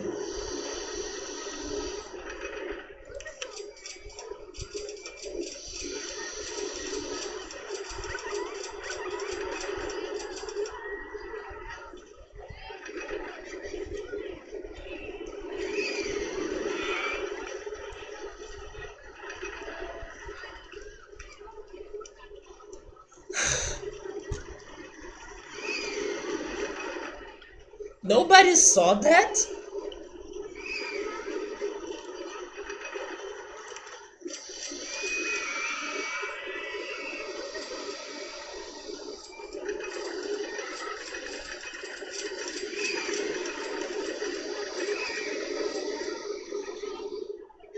Well, I guess we'll need to build another coaster. Nobody saw this coaster crashing summary. This coaster crashed, the white one, after I did the changes.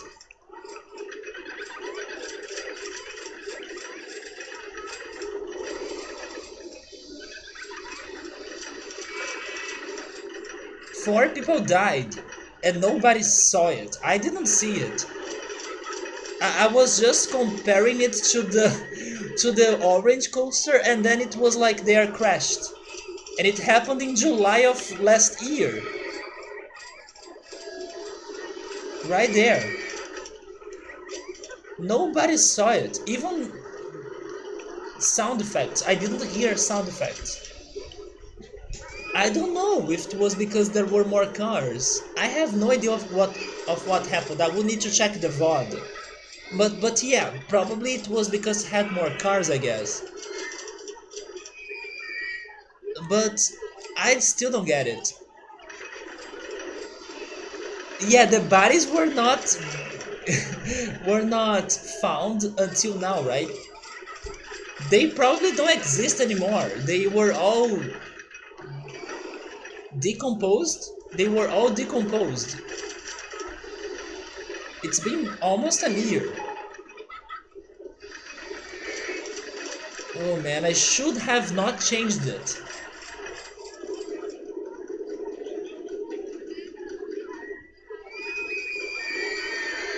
Yeah, this sucks. I kinda, I gotta say, it kinda makes me wanna load the game.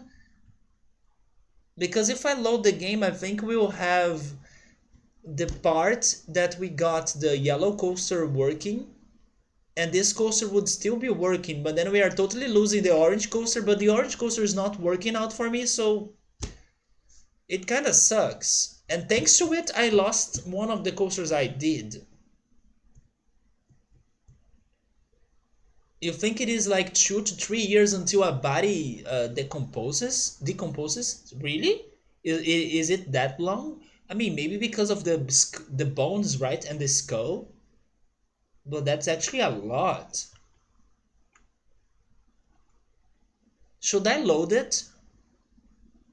I kind of want to load the save file, and then I will add some other gentle rides and thrill rides that I got until the date that the load file will have. Although now I have more things, but I would need to go back in time.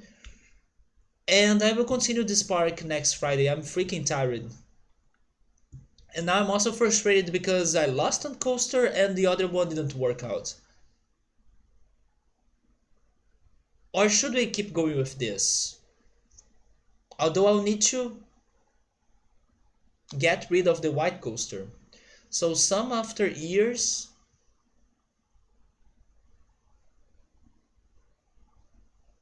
Wait, some after some years, and if the body is unburied, the bones are placed in a box, and the tombstone, or the tomb, right? The tomb is used for another body, right?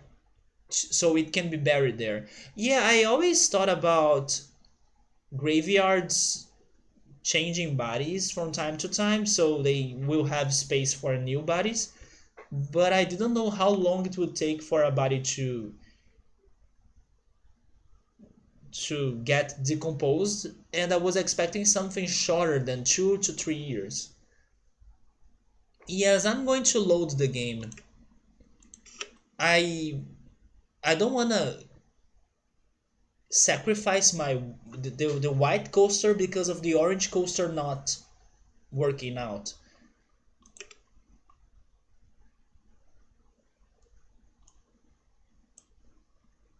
So that was Razor Rocks.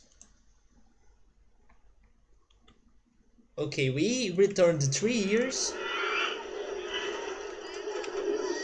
And this coaster is working with 5 cars.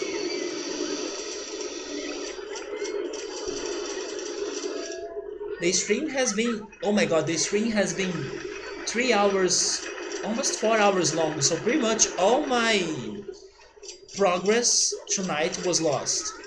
And you can totally see that, especially regarding the money. But at least I was able to build the yellow coaster. So what else do I have in here? Do I need to change this again? I need to change this again. I will also need to hire a lot of staff as well.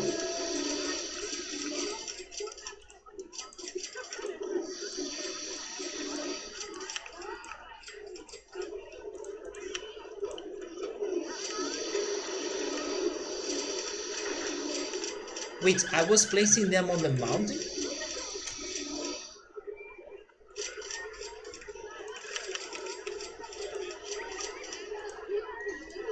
I'll need to change the price of the circus.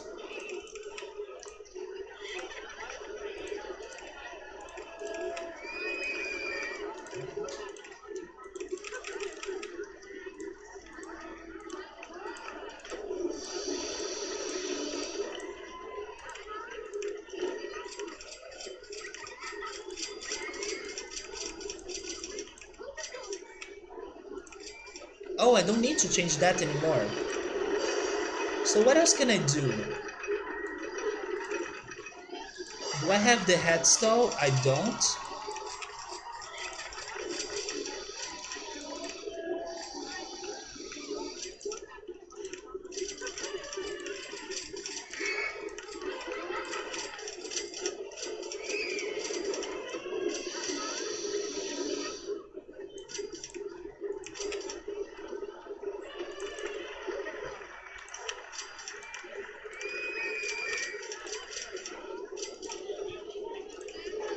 Let me do the Boa Belly again.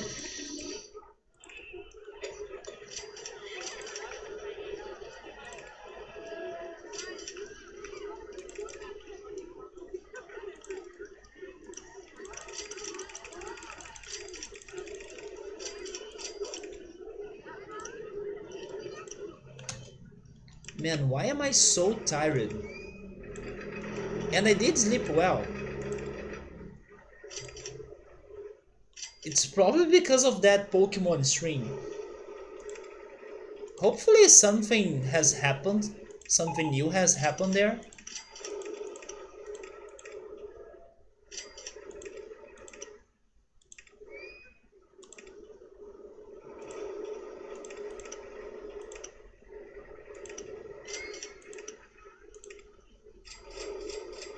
Wait, why am I struggling with this time?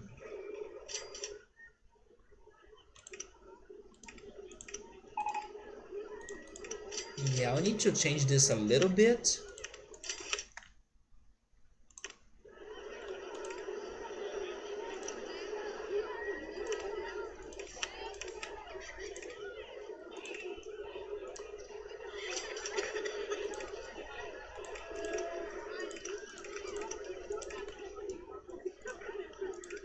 Oh, never mind, I can't. Okay, we can have the tower without a kill.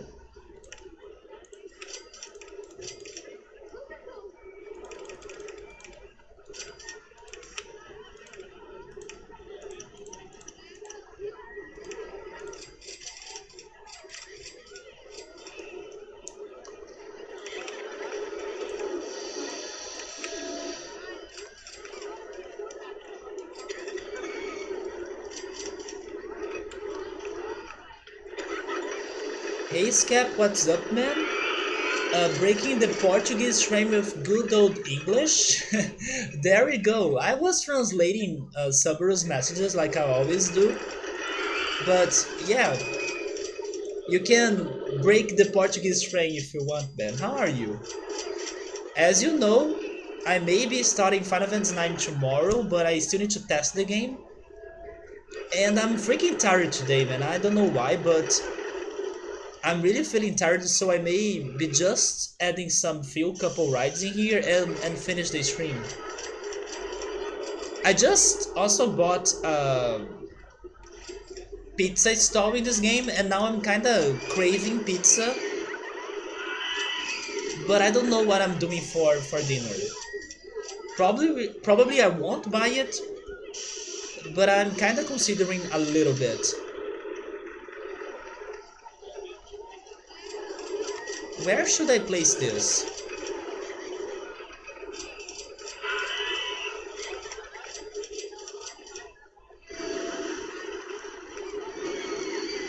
You know what? Let's place it here. Although I will need to get rid of this dune, but I can totally do it. Or you know what? Maybe not. I can use it like this.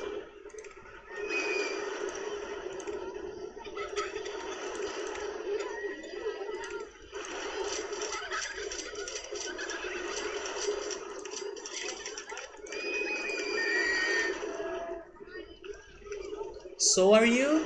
You thought about starting Resident Evil 7 today? Blind playthrough? Actually, someone wanted me to play Resident Evil, but you're still recovering. Oh my god, you are sick? I didn't know you were sick after TwitchCon. Did you get a flu or something? And it looks like a lot of people got sick. Well, in Brazil, a lot of people were sick too. I got a cold 2 weeks ago, I guess, and everyone was sick around here. You're just going to not stream some links. Wait, LA Hero Mode. I think it is Link's Awakening, right? Link's Awakening Hero Mode in peace. Not a flu. It's just a cold. So were you sick when you were streaming the piano stream? Was that why you were feeling under the weather? You didn't look like you were sick though. I was just thinking you were a little bit, I don't know, depressed or sad.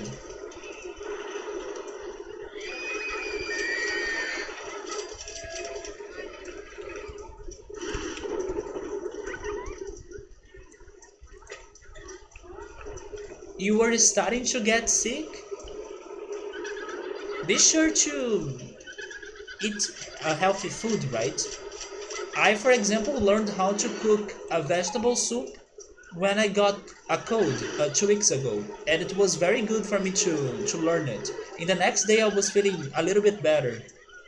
It still took me some days to really recover, but I could totally notice a difference on my health.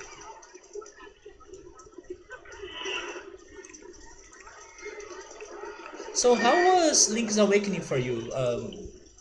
Were you surprised by the changes? Is it way better than what you were expecting? I still need to hear the Total Heights remix for it. I haven't watched playthroughs of it, so I don't know how the soundtrack has changed. At least in the final parts of it, right? Hopefully, Total Heights sounds great as always, because it is my favorite song in the game. Man, I was expecting to have more things in here, but I don't. Should I consider having a second or another food plaza? Wait, I have one right there.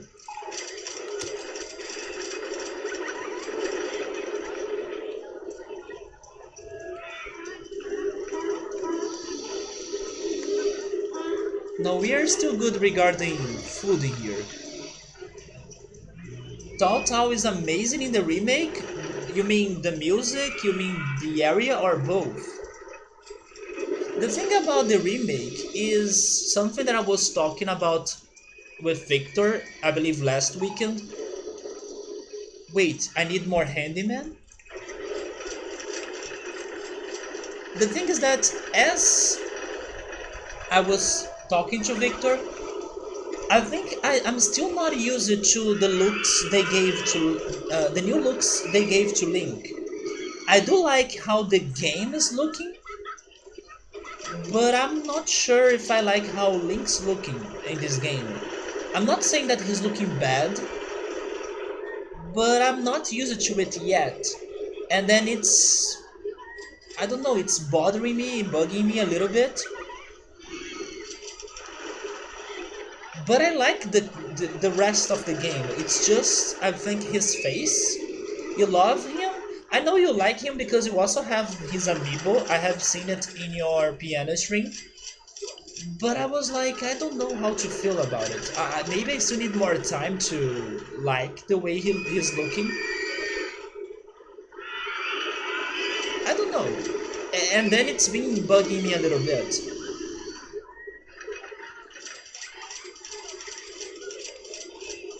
But I hired a crap ton of handymen. Why are they complaining? Let's have 5 more then.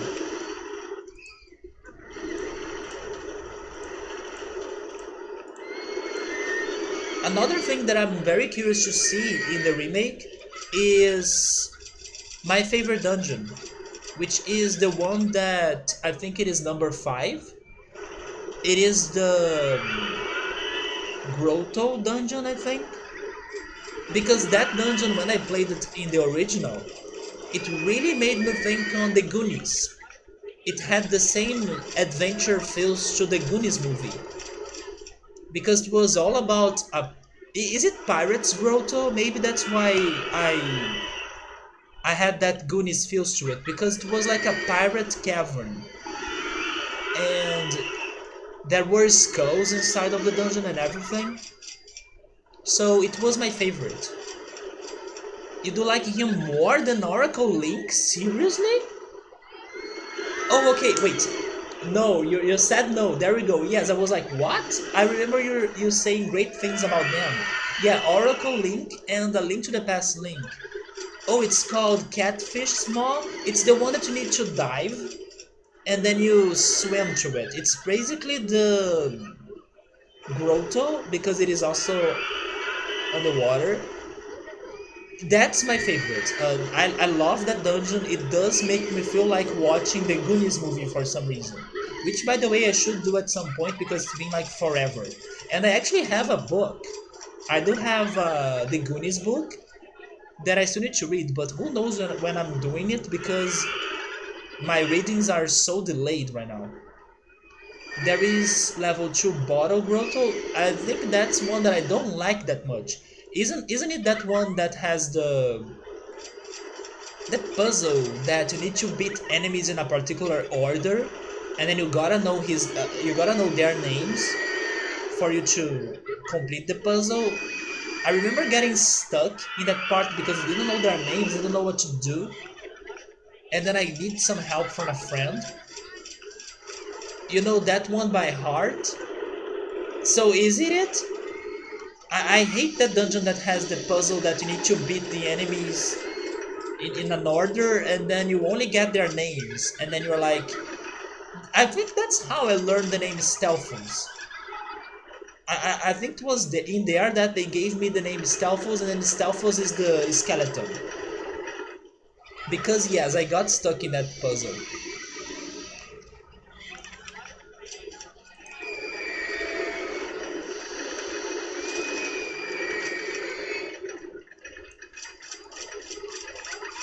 Should I try another coaster? You know what? I think I will go for another coaster so we can finish tonight's stream with, hopefully, 4 coasters that will be working. Because right now we have 3, right? We have this one. Oh yeah, let me change this color again.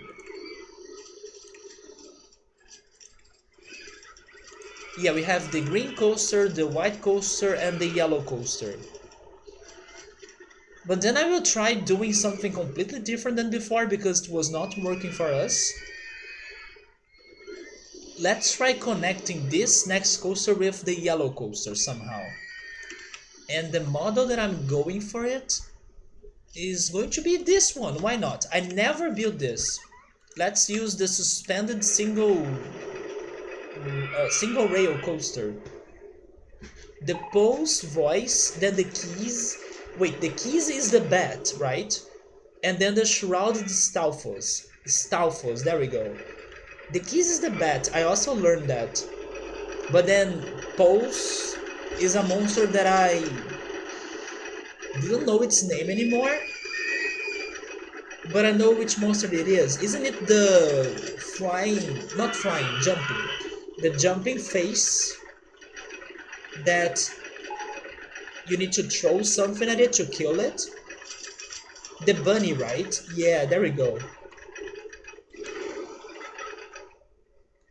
It's a little bit challenging for you to beat that enemy, if I remember it right.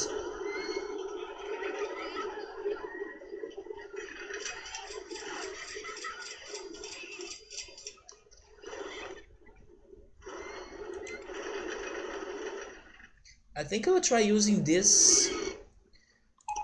uh, this rock for this coaster.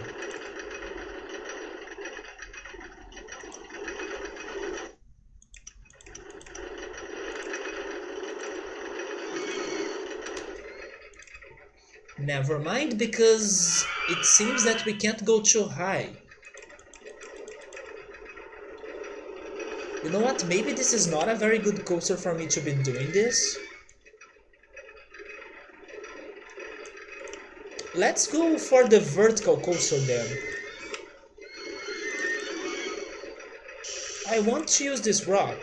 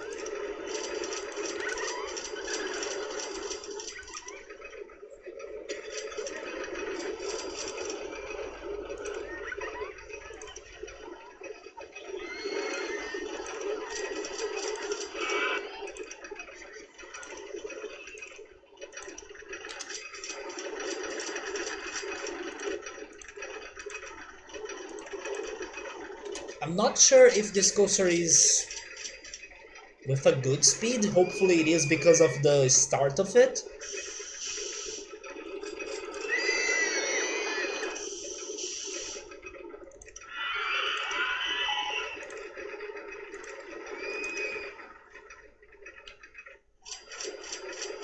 I will try also connecting it with the tower right here. Wait, I'm far from it though. Oh, never mind. This angle was making me think that I was close to the tower, but I was not. No, forget the tower then. In other Zeldas, you actually need a flute? What? Which Zelda are you talking about? I don't remember getting a flute.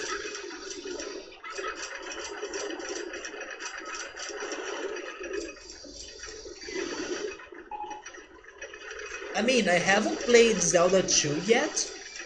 Maybe it is in that one. But a flute?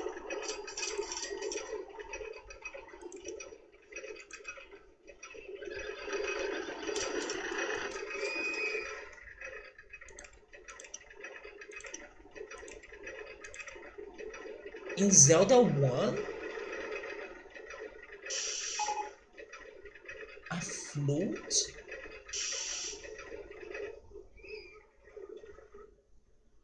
I completely forgot getting a flute in Zelda 1 then.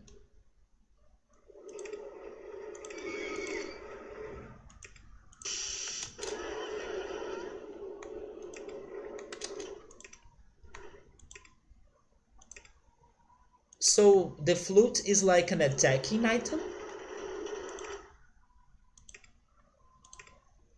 A flute in video games to me will always be Super Mario Bros. 3.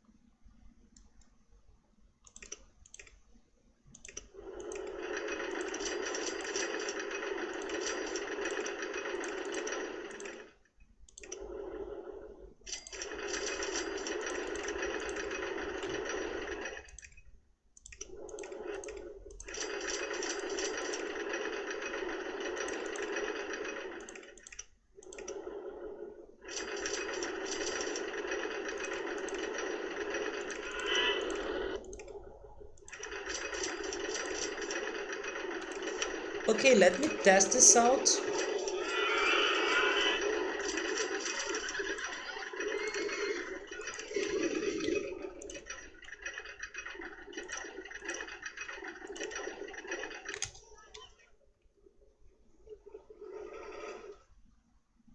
It is an attacking item in dungeons for enemies sensitive to sound. I don't remember that at all.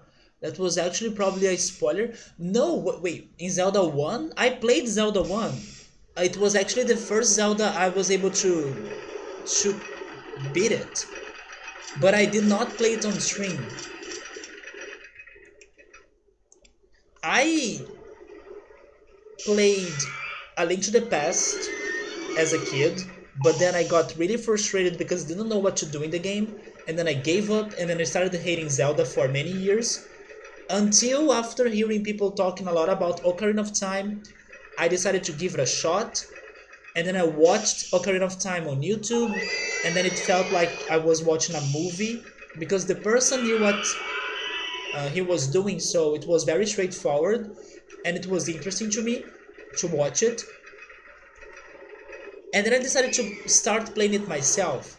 Although I did not finish playing it because I decided to buy the first Zelda and play it on my 3DS. And then that was the one that I finished first. And then oh my god, it's freaking 2 point... Oh wait, it's because the intensity is ultra extreme. Maybe if I decrease the intensity, I will be able to increase the excitement rating. And also the nausea, right? I will do some changes in here. So, after I beat the first Zelda, I believe I also bought Link's Awakening, and then it was the second Zelda I finished. And then after that, I returned to Ocarina of Time to finish it myself. And then later I played Majora's Mask. And then after Majora's Mask, I believe I played Oracle of Seasons. And then after Oracle of Seasons, I started streaming. And then I played A Link to the Past again because I decided to give it another shot. And then I kept playing the other Zelda games on stream. So before starting to stream, I played Ocarina of Time, Majora's Mask, Oracle of Seasons, Zelda 1, and Link's Awakening. And I also started playing Wind Waker. I forgot that. Yes, I started playing Wind Waker offline.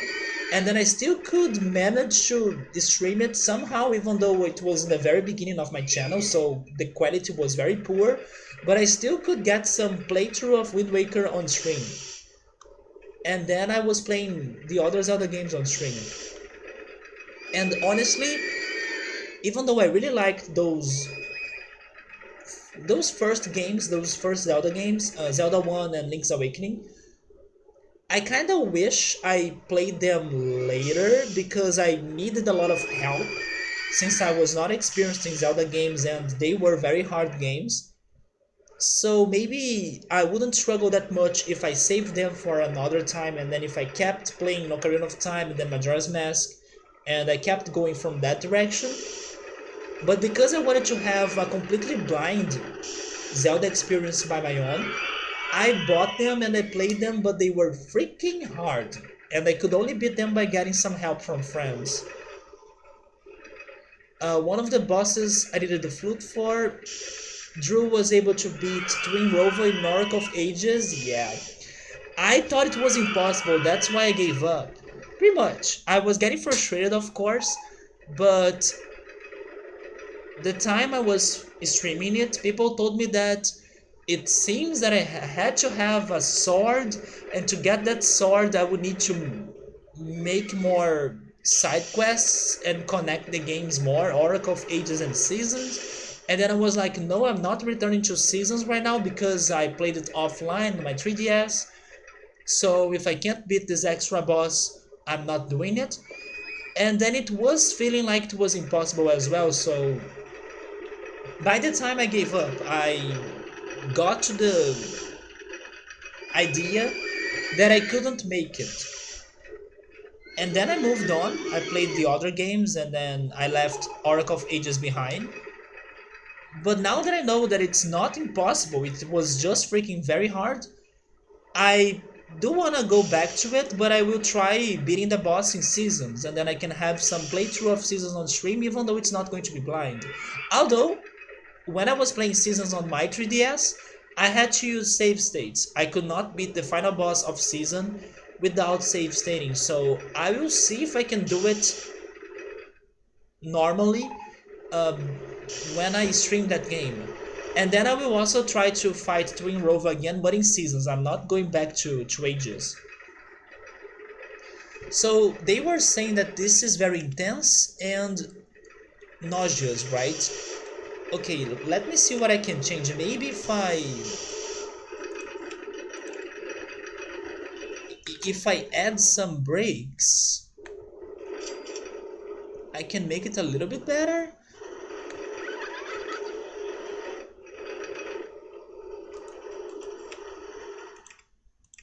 I know this is a very harsh drop, but the idea of this coaster is to have a harsh drop, so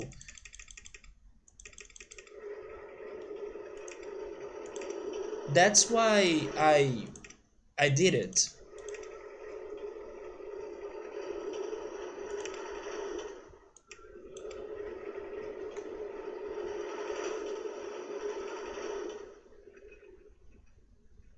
Okay, so the brakes they work, but I'll need to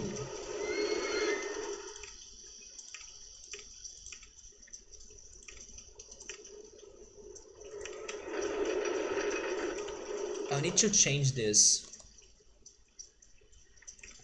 Um, maybe 31 miles per hour?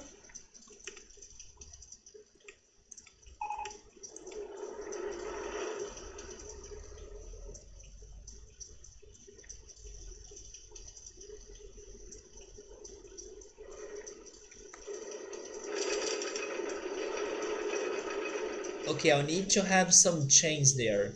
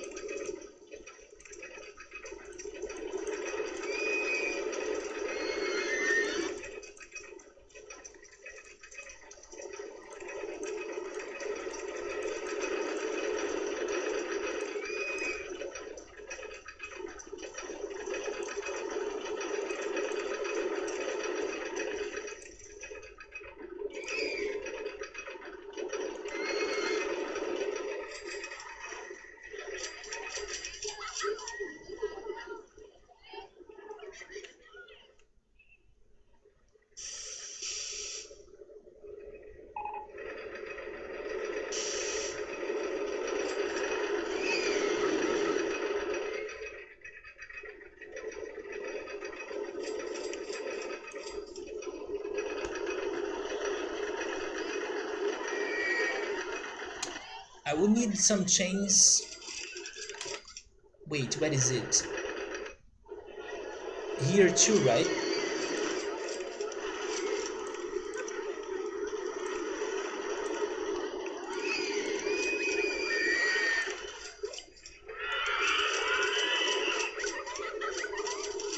Just leave it like that? You mean the coaster? But here's the thing though. My coasters, in order for me to beat this level, they need to have an excitement value of at least 6. And it was very low. So I do need to make constant changes in order to get to that. Otherwise, I could totally leave it like that. I do wish I had more freedom for the coaster building in this level, but no, I need to change and to fix those coasters to get to that objective. It's freaking hard. And this is not working because it's super slow now.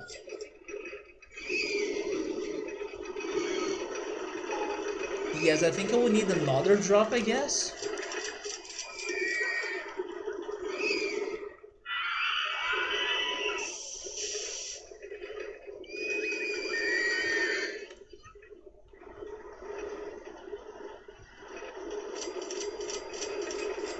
Well, I don't think this is going to be it, but let me just see if it is getting any better, or if I was able to decrease the nausea rating and the intensity rating.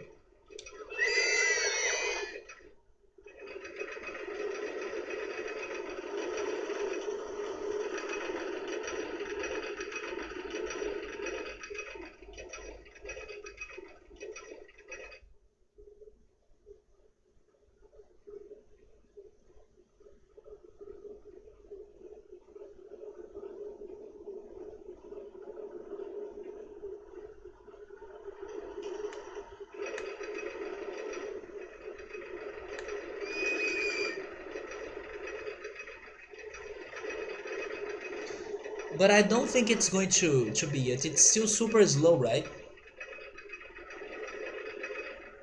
What? We did it! What the heck? Why?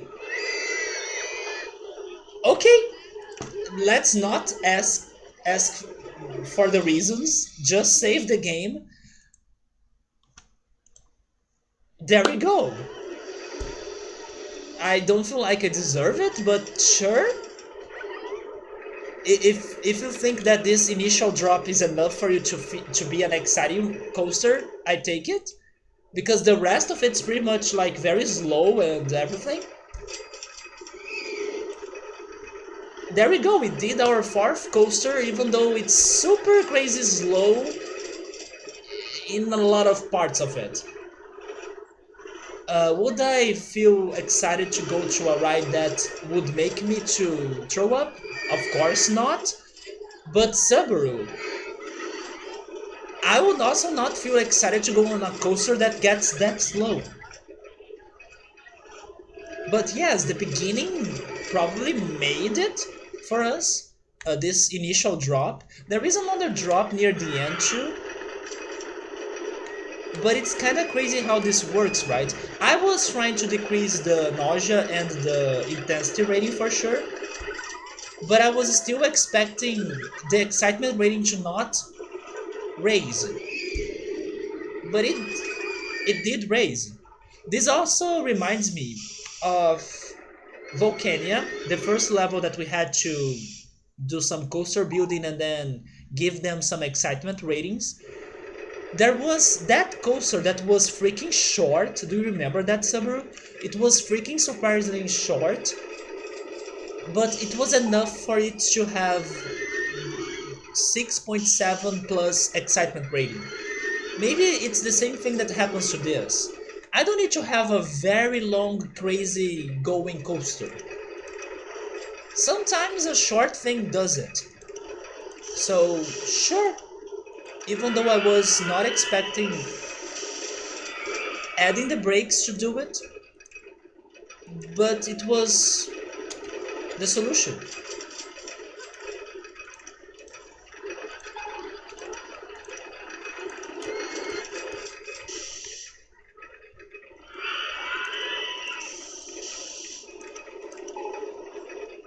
Wait,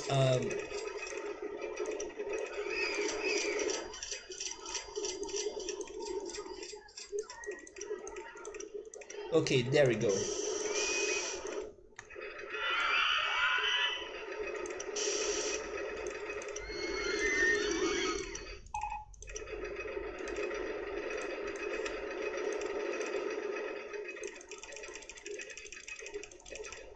So with this coaster that surprisingly worked for us, we have 4 coasters down.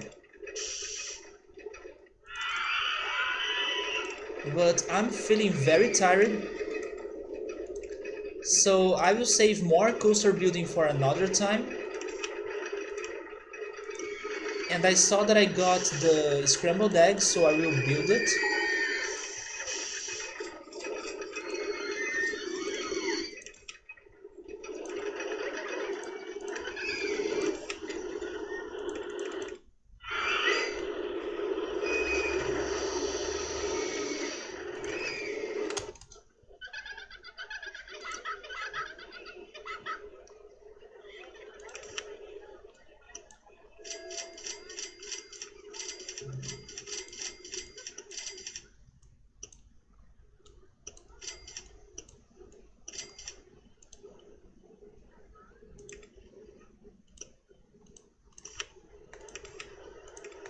Wait.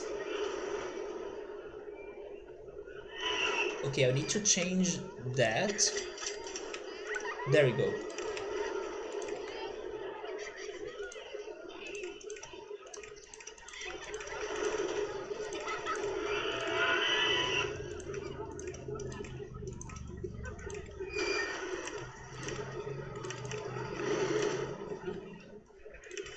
Did I get anything else?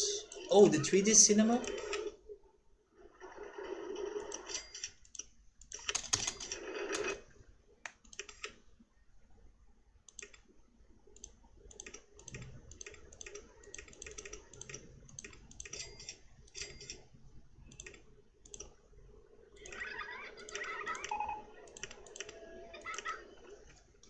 After the first drop that destroys your stomach, the rest of the way is very slow and then you can recover yourself.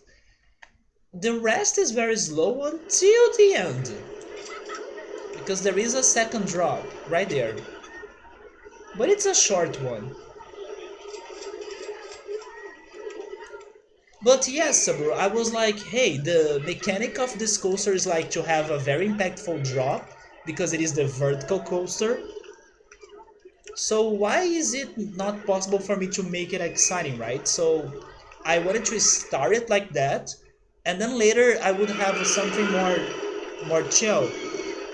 But I was expecting or hoping for the moment that the coaster was taking those turns for it to be a little bit faster. It was looking very slow to me, but it seems it was enough for the game, so I take it. So now we're missing 6 more coasters, but I'm saving it for next Friday. Let me save the game. It is kind of early, so I don't know if there is a friend of mine streaming right now, but I can check that. Let me get my cell phone.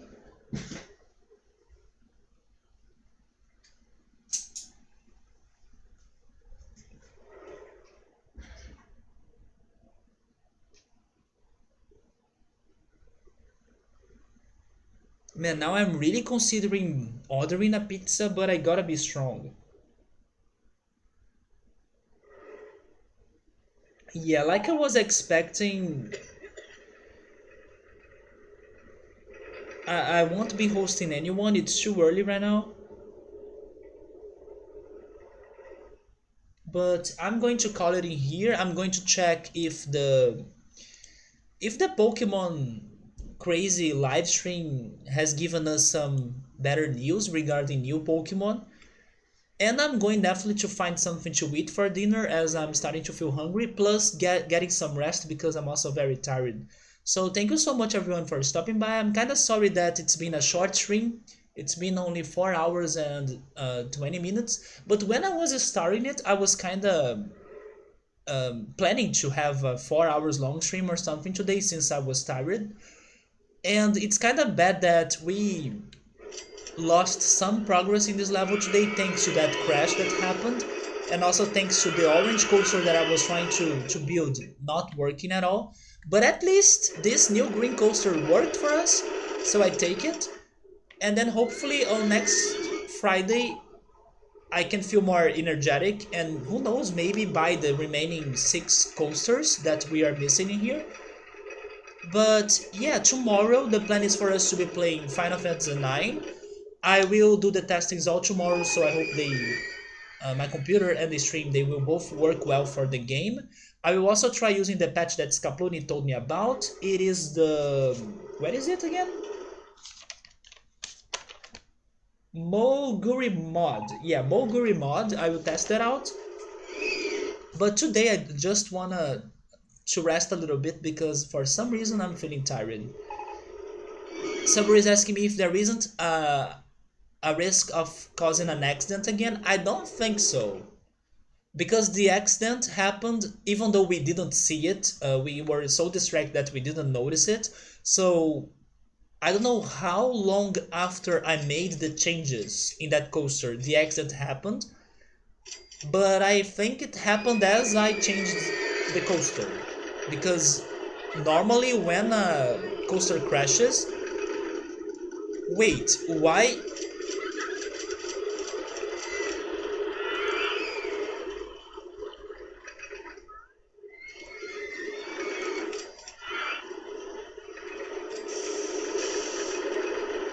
Subaru, you may have a point. Why was that car stopped right there?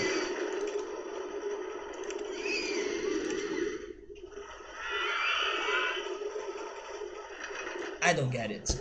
But just in case, we are changing the number of cars in here. I also only have 1 car for the green coaster, right?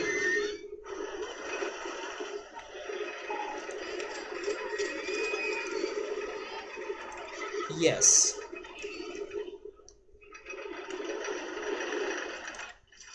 Okay, Sabru, so just in case I will change the number of cars, even though I was thinking that the crash happened because of the change we did to the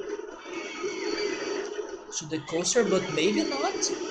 Maybe this coaster is destined to crash, and I don't want that, so I did the change. And then I'm saving again, and that's it, guys. Hope to see you guys in the weekend for Final Fantasy IX. And RollerCoaster Tycoon is back next Friday, and like I was saying, I'm hoping to finish this level. So have a great night, take care, and goodbye.